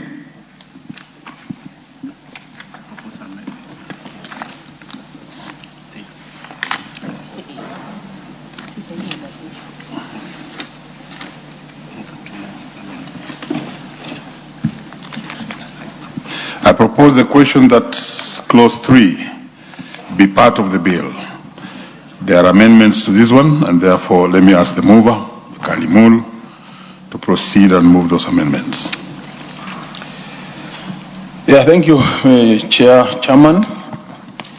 Chairman, I do propose that clause 3 of the bill be amended as per the order paper, where A of that clause 3, Mr. Chairman, Honorable Chairman, will be amended by inserting the following new paragraph immediately after paragraph D, by deleting the definition of appeals tribunal and substituting therefore the following new definition. Appeals committee means the appeals committee established under section 20. And then B of the clause 3, Honorable Chairman, will be amended by, in paragraph E, by inserting the following new definition of the proper, definition in the proper alphabetical sequence, Honorable Chairman. And what we want to define here is the Director General is captured in the order paper, Honorable Chairman.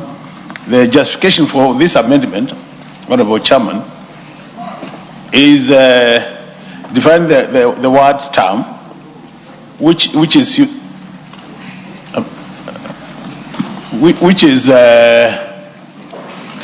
used in the bill for purposes of payment of pension, gratuity, and death gratuity.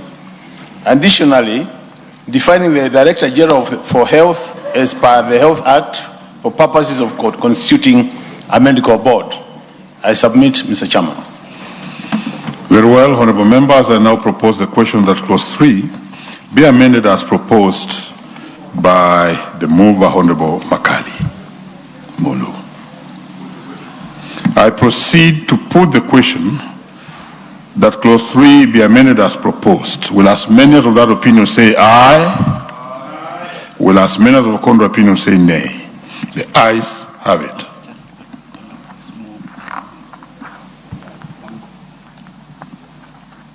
Honorable Wangwe, did you have amendments on this? Further amendments? On clause 3.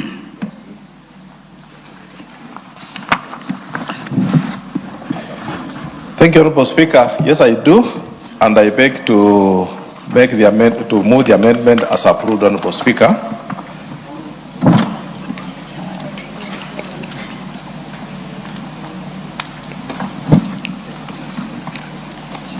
Thank you, Honorable Speaker. Honorable Speaker, I beg to move that the amendments be as approved. And Honorable Speaker, these amendments relate to the holders of the office. Oh, yes, commencement date, Honorable Speaker, being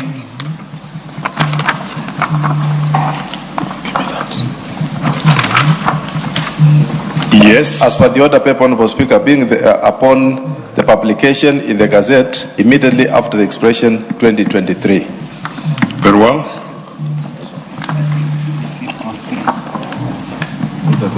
I proceed to propose the question that clause 3 be amended as proposed by Honorable Wangwe. Honorable members, I proceed to put the question that clause 3 as amended be part of the bill. Will as many of that opinion say aye? Aye. Will as many of the contrary opinion say nay? The ayes have it. Clause 4. The amendments. I propose the question that clause 4 be part of the bill. Mover.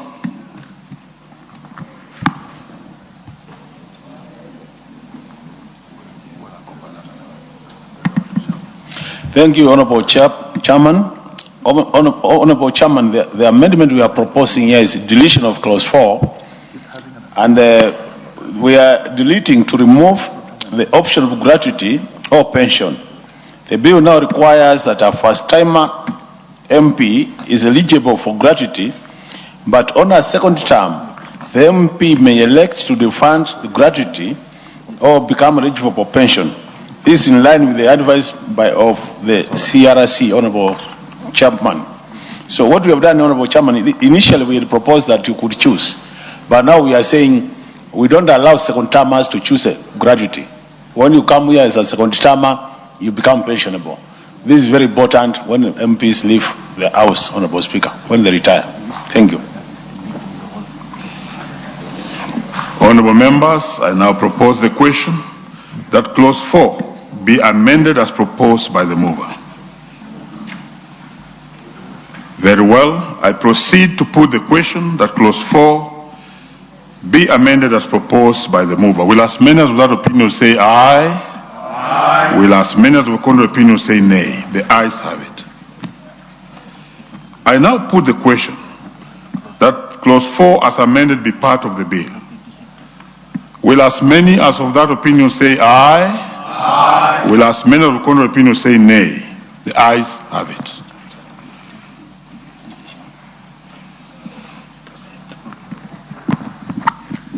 Clause 5.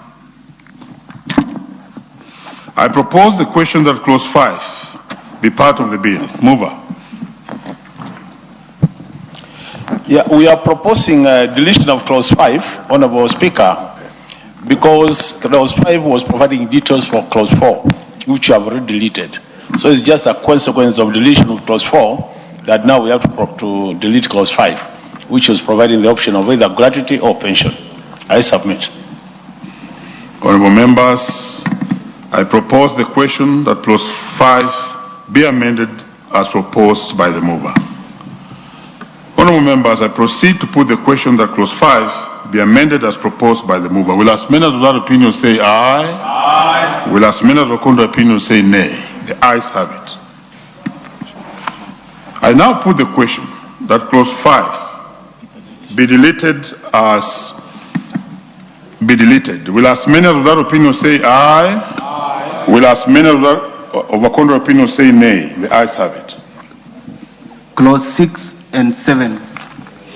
I propose the question that clause 6 and 7 be part of the bill.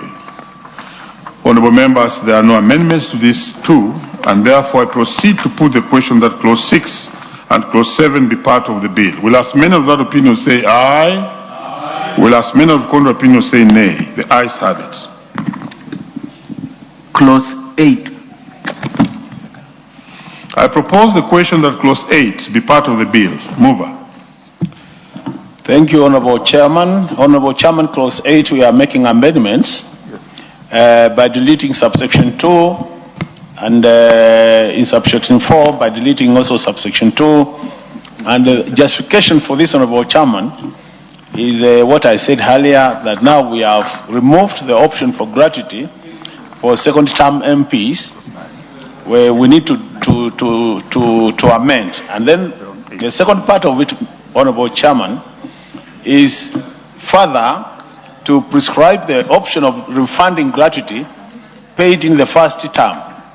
The amendment also extends a period for refund from 15 months to 45 months, Honorable Chairman. Honorable Chairman, the current one was already proposing that you refund immediately, but now we are extending now the period for refund to 45 months at the agreed interest rate, Honorable Speaker. So this is better for the members who will be coming to second term after a break. I submit. I propose the question that clause 8 be amended as proposed by the mover. I now put the question that clause 8 be amended as proposed by the mover. Will as many as without opinion say aye? Will as many as with contrary opinion say nay? The ayes have it. I now put the question that clause 8 as amended be part of the bill. Will as many of that opinion say aye? Aye. Will as many as with contrary opinion say nay? The ayes have it. Clause 9. I propose the question that clause 9 be part of the bill. Honorable members, there are no amendments to these ones, and therefore I proceed to put the question that clause 9 be part of the bill. Will as many of that opinion say aye? Aye. Will as many of contrary opinion say nay? The ayes have it.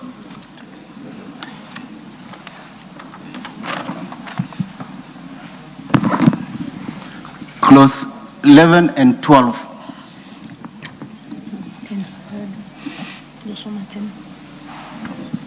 Clause 10. I propose the question that clause 10 be part of the bill. There are amendments to this one. Mover. Yeah, thank you, Honorable Chairman. Honorable Chairman, we are proposing an amendment to this as captured in the order paper. And the justification is that we want to provide for payment of pension where a member is certified to be unwell, even if they are less than 45 years. The current situation, Honorable Chairman, is you can't access your pension before you hit the age of 45. But you are saying in a situation where you have a medical case which has been certified by the Director General for Medical Services, then you can access your pension earlier, even if you are younger than 45 years. I submit, Honorable Chairman. Very well. I propose the question that clause 10 be amended as proposed by the mover. I proceed to put the question that clause 10 be amended as proposed. Will as many as without opinion say aye? Aye. Will as many as will contrary opinion say nay? The ayes have it. I now put the question that clause 10 as amended be part of the bill. Will as many as without opinion say aye? Will as many as will contrary opinion say nay? The ayes have it. Honorable members, before I proceed to clause 11, let me acknowledge the presence and in the public gallery this afternoon of Yakarengo Secondary School from Mathioya, Murang'a County, and also SCK Moi Girls School, Kimilili, Bungoma County. Welcome to the chamber, and on behalf of all the members, we welcome you. We proceed. Clause 11 and 12. Honorable members, I propose the question that clause 11 and 12 be part of the bill. There are no amendments to these ones. Honorable members, I proceed to put the question that clause 11 and 12 be part of the bill. Will as many of that opinion say aye? Will as many of the contrary opinion say nay? The ayes have it. Clause 13. I propose the question that clause 13 be part of the bill. Mover. Thank you. We are proposing that clause 13 be amended as per the order paper, Mr. Chairman. And what we are deleting is that the section is clause 13A. And the justification for this deletion is clause 13A was proposing transfer of administration of members' pension to parliamentary commission. But after our consultation, we have agreed that it is proposed that the same should remain with the National Treasury so that they provide the funds. So we are reverting to the earlier situation where the National Treasury will be doing the administrative work, but we have agreed, Honorable Chairman, that just as they do with the military, there might be need to create a standalone desk for members of Parliament and the Parliamentary Service Commission. I submit. I propose the question that clause 13 be amended as proposed.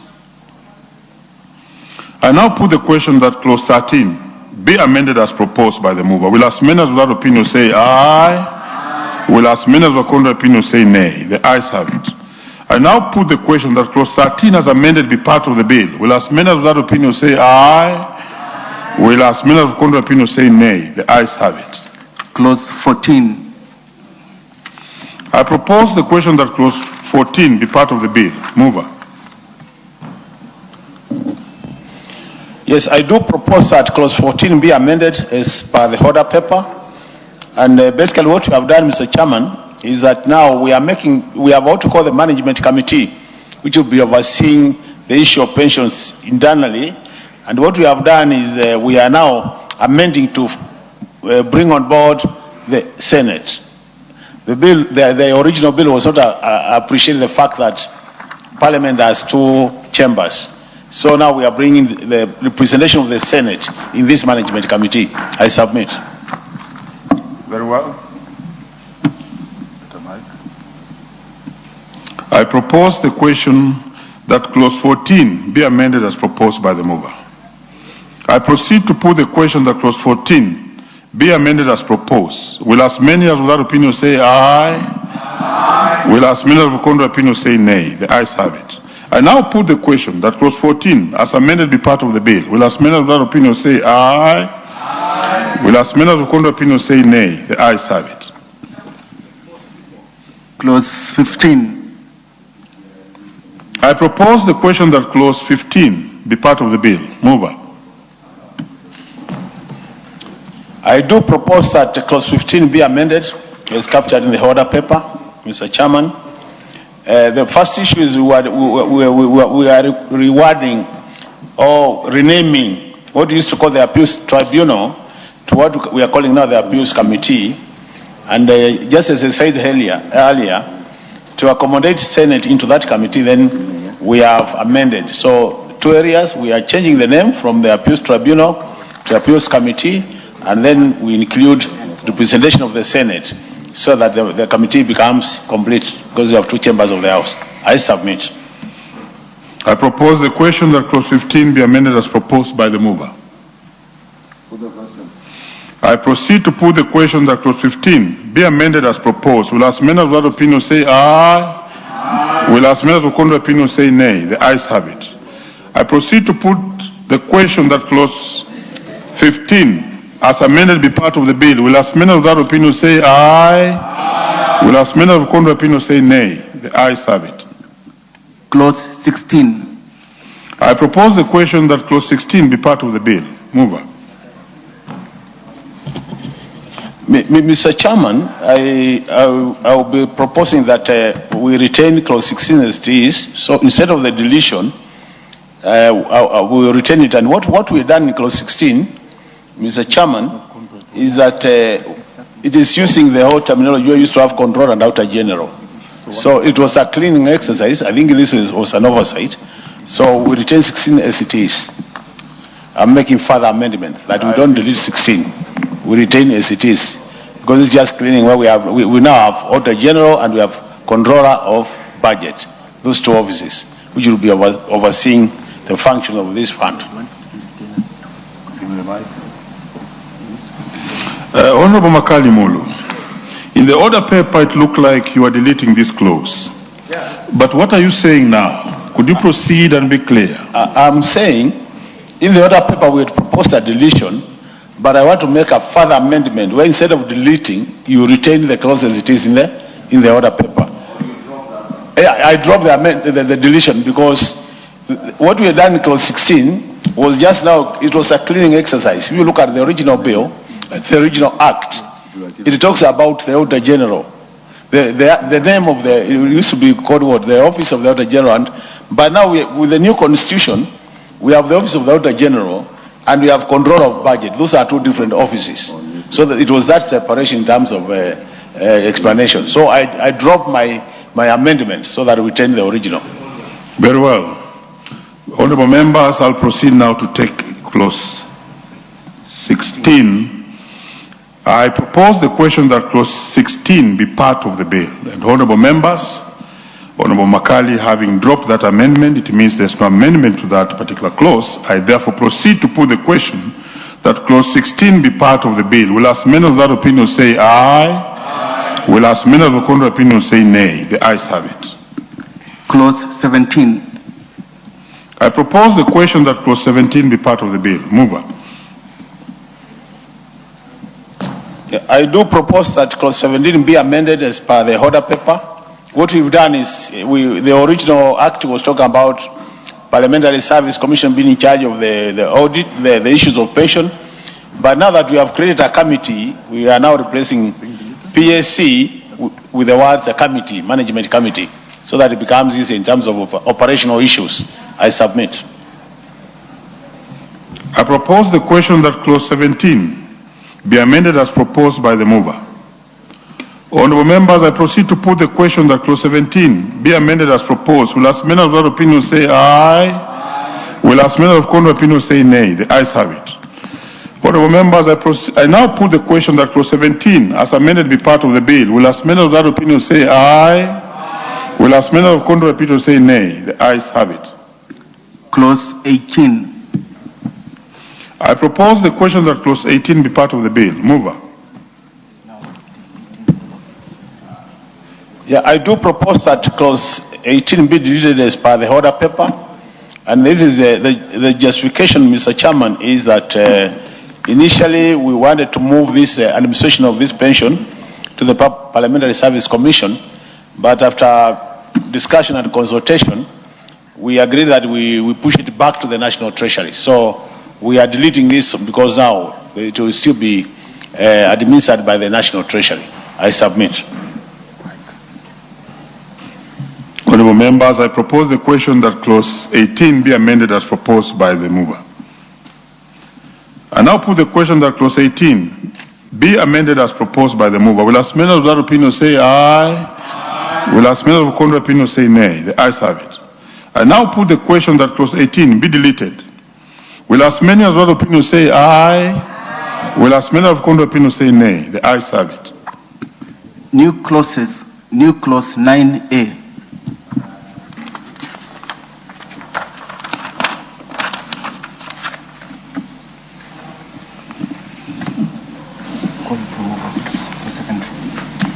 Honorable members, I call the mover for second reading. of clause 9A. New clause 9A. Honorable Chairman, I do propose that the bill now will get a new clause 9A. This new clause 9A, Honorable Chairman, is it will have this section. This section applies to persons who are former members of parliament under section 8. Honorable Makali, Yes. you will need to... Now to read as it is. Yes, thank Okay. you. Thank you, Honorable Chairman, for that guidance. That the bill be amended by inserting the following new clause immediately after clause 9, clause 9A. The Principal Act is amended by inserting the following new section immediately after section 8, 8A1. This section applies to persons who are former members of parliament under section 8 and had started receiving pension but were subsequently re-elected to parliament for another term. 2. Where a member of parliament is re-elected to parliament and any pension previously payable to that member ceased by reason of such a re-election, the pension payable to that member upon retirement, in respect of the new period of service, shall be subject to an adjustment at the rate of 2.5% per annum for each year of the member's prior recognizable service, provided that the total cumulative period shall not exceed 4 terms of parliament. It's Honorable okay, Chairman, Honorable Makali, but what we really need you to do is simply to say that that new clause 9A, be now read a second time. yeah, so that new clause 9A be now read a second term. Proceed. Now, Mr. Honorable Chairman, what we have done is that we have some of our colleagues who have been in this parliament for many terms, but with the breaks in between. So, if you serve 2 terms and you become pensionable, Honorable Chairman, and you go out there and after another 10 years you come back, I have in mind somebody like Honorable Amunyinyi, you realize that when you come back, you only get pension for 2 terms, the last 2 terms. So to acknowledge and appreciate the fact that they served another term of 2 terms before coming back to parliament, we were in consultation with an actuarial firm, which actually worked a formula so that we appreciate that those members served in total 4 terms as opposed to the 2 where they are getting pension. And that is to accommodate the fact that of the earlier service of 2 terms, Honorable Chairman.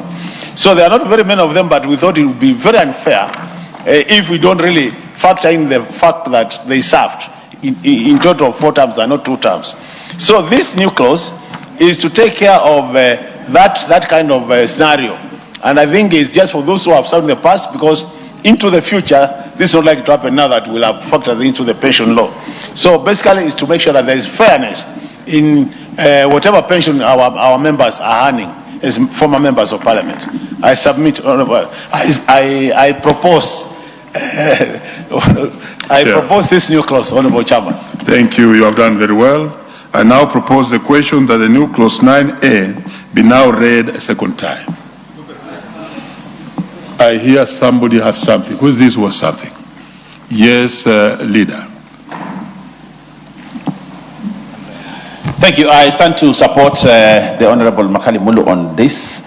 You know, we have had situations, I think this came to the fore when we were training members in Mombasa during the induction of the 13th Parliament. And there are some members who had come in Parliament, they had served 1 term, then they took a break, then they were elected. And that became a very interesting. So what happens to this person? He's serving 2 terms but broken. And therefore, when it comes to issues of pension becomes an issue. Then you have also another issue which I think is being cured here. I have served 2 terms, I'm getting pension, but I took a break. I'm now serving a 3rd term, but there's a break in between. So what happens? Do I continue to receive pension for these 2? And do you count the 3rd one as 1? And therefore may not count as pension? And therefore, I think trying to realign that is very, very important. I take cognizance of our member Gonzirai, you know, who has served, I think, 5 terms now, but there's a break in each of the term, and other members who have had the same. So I support.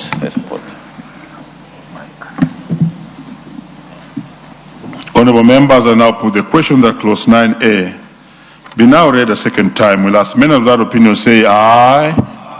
Will as many of the contrary opinion say nay? The ayes have it. I now propose the question that clause 9A be part of the bill. I proceed to put the question that clause 9A be part of the bill. Will as many of that opinion say aye? Will as many of the contrary opinion say nay? The ayes have it. Clause 12, new clause 12A. I call upon the mover to move for the second reading of clause 12A. Honorable Chairman, I move that new clause 12A be part of the Be now read a second time. or be read a second time. Very well. I move that the bill be amended by inserting the following new clause immediately after clause 12. That is, the principal act is amended by deleting section 15. The provision is being deleted because of it provides for reduction of benefits of a member for serious misconduct, contrary to the provisions of the Parliamentary Powers and Privilege Act, Mr. Chairman. So, what this clause proposes, Mr. Chairman, is that we delete that section so that we don't have some members being unfairly handled by the inclusion of that clause in the bill. I submit. I propose the question that the new clause 12A be now read a second time. I proceed to put the question that the new clause 12A be now read a second time. Will as many of that opinion say aye? Will as many of the contrary opinion say nay? The ayes have it. I propose the question that the new clause 12A be part of the bill.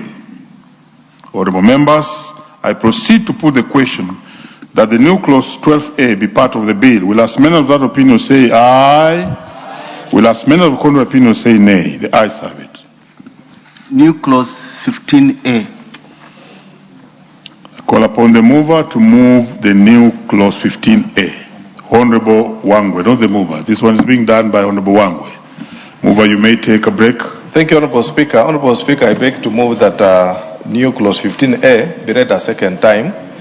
And Honorable Speaker, it is that the bill be amended by inserting the new clause 15A immediately after clause 15. Rationale, Honorable Speaker, being to prescribe benefits for retired holders of the office under Article 108 of the Constitution who served for at least 18 consecutive calendar months within a term of Parliament. Thank you, Honorable Speaker. Honorable Chair. I propose the question that the new clause 15A be now read a second time.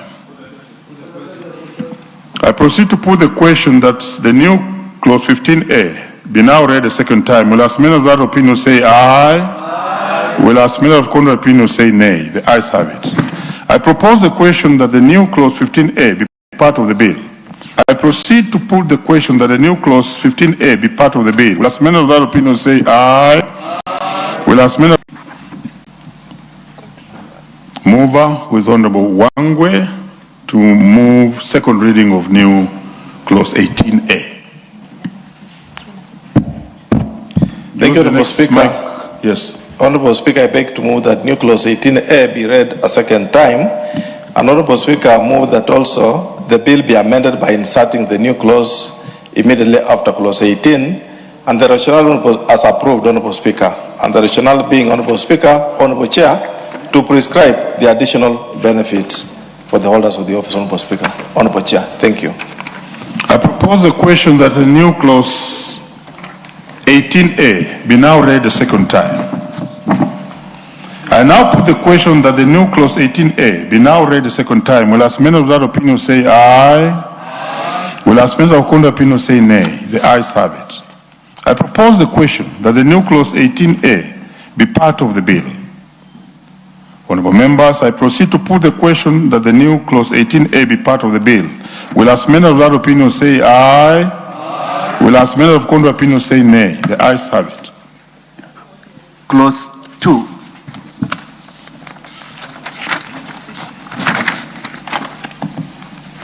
I propose the question that clause 2 be part of the bill. I now put the question that clause 2 be part of the bill. Will as many of that opinion say aye? Will as many of contrary opinion say nay? The ayes have it. Title. I propose the question that the title be part of the bill. I now put the question that the title be part of the bill. Will as many of that opinion say aye? Will as many of contrary opinion say nay? The ayes have it. Clause 1. I propose the question that clause 1 be part of the bill. And mover, it's like there's an amendment on this one. I don't know, is it by the mover or by Wangwe? Honorable Wangwe. Honorable Wangwe, you have a mic. It's not working. Please give Honorable Thank you. Wangwe. This one's working. I beg to move that Clause 1 of the bill be amended by inserting the words "and shall commence upon publication in the Gazette immediately after the expression 2023. Very well. I propose the question that clause 1 be amended as proposed by Honorable Wangwe.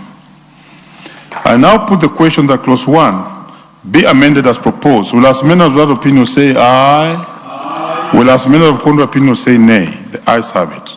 I now put the question that clause 1 as amended be part of the bill. Will as many of that opinion say aye? Will as many of contrary opinion say nay? The ayes have it.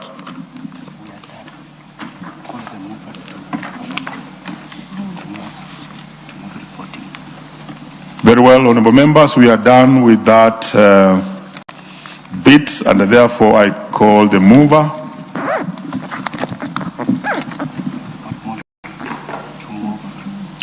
to move reporting. Yes. Honorable Makali Mulu. Honorable Chairman, I beg that the committee do report to the House its consideration of the Parliamentary Pensions Amendment Bill, National Assembly Bill number 5 of 2023, and its approval thereof with amendments. Very well. Honorable members, I now put the question, which is that the committee do report to the House its consideration of the Parliamentary Pensions Amendment Bill, National Assembly Bill number 5 of 2023, and its approval thereof with amendments. Will as many of that opinion say aye? Will as many of contrary opinion say nay? The ayes have it.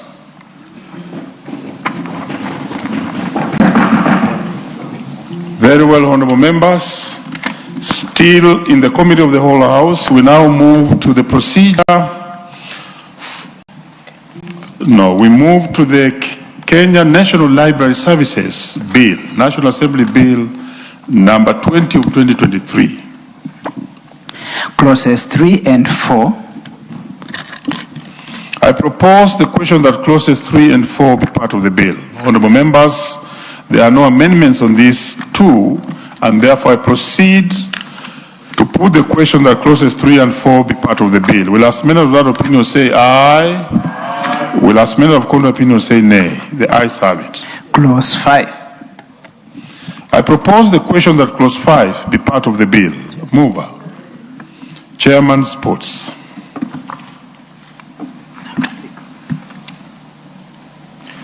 Thank you, Chair. I beg to move that clause 5 of the bill be amended as it appears in the order paper. The justification, the amendment seeks to clearly spell out the role of the national government in relation to library services, so as to avoid duplication and conflict of mandates between the national and county governments. These functions are aligned with legal notice number 142 of 2019, which provides for the delineation of functions between the national government and the county governments in relation to library services. Very well, Chair. I now propose the question that clause 5 be amended as proposed by the Chair. I now put the question that clause 5 be amended as proposed. Will as many of that opinion say aye? Will as many of contrary opinion say nay? The ayes have it. I now put the question that clause 5 as amended be part of the bill. Will as many of that opinion say aye? Will as many of contrary opinion say nay? The ayes have it. Clause 6. I propose the question that clause 6 be part of the bill. Chair. I beg to move that clause 6 of the bill be amended as it appears in the order paper. A justification, the amendment seeks to provide that the Director General shall be an ex officio member of the board to allow for the Director General to sit in the board meetings and to implement the decisions of the board. I propose the question that clause 6 be amended as proposed by the chair. I now put the question that clause 6 be amended as proposed. Will as many of that opinion say aye? Will as many of contrary opinion say nay? The ayes have it. I now put the question that clause 6 as amended be part of the bill. Will as many of that opinion say aye? Will as many of contrary opinion say nay? The ayes have it. Clause 7. I propose the question that clause 7 be part of the bill. Mover. I beg to move that clause 7 of the bill be amended as it appears in the order paper. The amendment seeks to ensure that for a person to be eligible for appointment as the chairperson or a member of the board, the person must possess a minimum of a bachelor's degree. The amendment also provides that the years of experience of management level shall be 5 years in the case of the chairperson and 3 years in the case of a member of the board. Honourable members, I propose the question that clause 7 be amended as proposed by the chair. I now put the question that clause 7 be amended as proposed. Will as many of that opinion say aye? Will as many of contrary opinion say nay? The ayes have it. I now put the question that clause 7 as amended be part of the bill. Will as many of that opinion say aye? Will as many of contrary opinion say nay? The ayes have it. Clause 8. I propose the question that clause 8 be part of the bill. Mover. The amendment seeks to eliminate the ambiguity that may arise in the interpretation of the provisions of a failure to meet tax and other statutory obligations as disqualification from membership to the board. I propose the question that clause 8 be amended as proposed by the chair. Yes. Oh, yes. I therefore proceed to put the question that clause 8 be amended as proposed. Will as many of that opinion say aye? Will as many of the contrary opinion say nay? The ayes have it. And now put the question that clause 8 as amended be part of the bill. Will as many of that opinion say aye? Will as many of contrary opinion say nay? The ayes have it. Clause 9. I propose the question that clause 9 be part of the bill. Honourable members, there are no amendments on this one, and I therefore proceed to put the question that clause 9 be part of the bill. Will as many of that opinion say aye? Will as many of contrary opinion say nay? The ayes have it. Clause 10. I propose the question that clause 10 be part of the bill. Chair. I beg to move that clause 10 of the bill be amended as it appears in the order paper.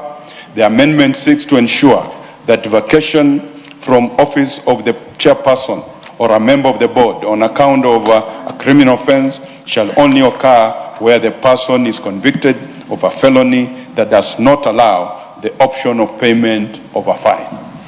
I propose the question that clause 9. No, I'll take it again. I propose the question that clause 10 be amended as proposed by the chair. I now put the question that clause 10 be amended as proposed. Will as many of that opinion say aye? Will as many of contrary opinion say nay? The ayes have it. I now put the question that clause 10 as amended be part of the bill. Will as many of that opinion say aye? Will as many of contrary opinion say nay? The ayes have it. Clauses 11, 12, and 13. I propose the question that clauses 11, 12, and 13 be part of the bill. Honourable members, no amendments to this one. I proceed to put the question that clauses 11, 12, and 13 be part of the bill. Will as many of that opinion say aye? Will as many of contrary opinion say nay? The ayes have it. Clause 14. I propose the question that clause 14 be part of the bill. Chair. I beg to move that clause 14 of the bill be amended as it appears in the order paper. The amendment seeks to specifically provide that the board members shall be paid such a remuneration or allowances as determined by the Cabinet Secretary in consultation with the Salaries and Remuneration Commission. Very well. I propose the question that clause 14 be amended as proposed by the chair. I put the question that clause 14 be amended as proposed. Will as many as that opinion say aye? Will as many of contrary opinion say nay? The ayes have it. I now put the question that clause 14 as amended be part of the bill. Will as many of that opinion say aye? Will as many of contrary opinion say nay? The ayes have it. Clause 15. I propose the question that clause 15 be part of the bill. Chair. I beg to move that clause 15 of the bill be amended as it appears in the order paper. The amendment seeks to provide with clarity that Director General shall be eligible for reappointment for one further term of 3 years, as well as to provide for a professional qualification of a minimum of a master's degree and at least 10 years professional experience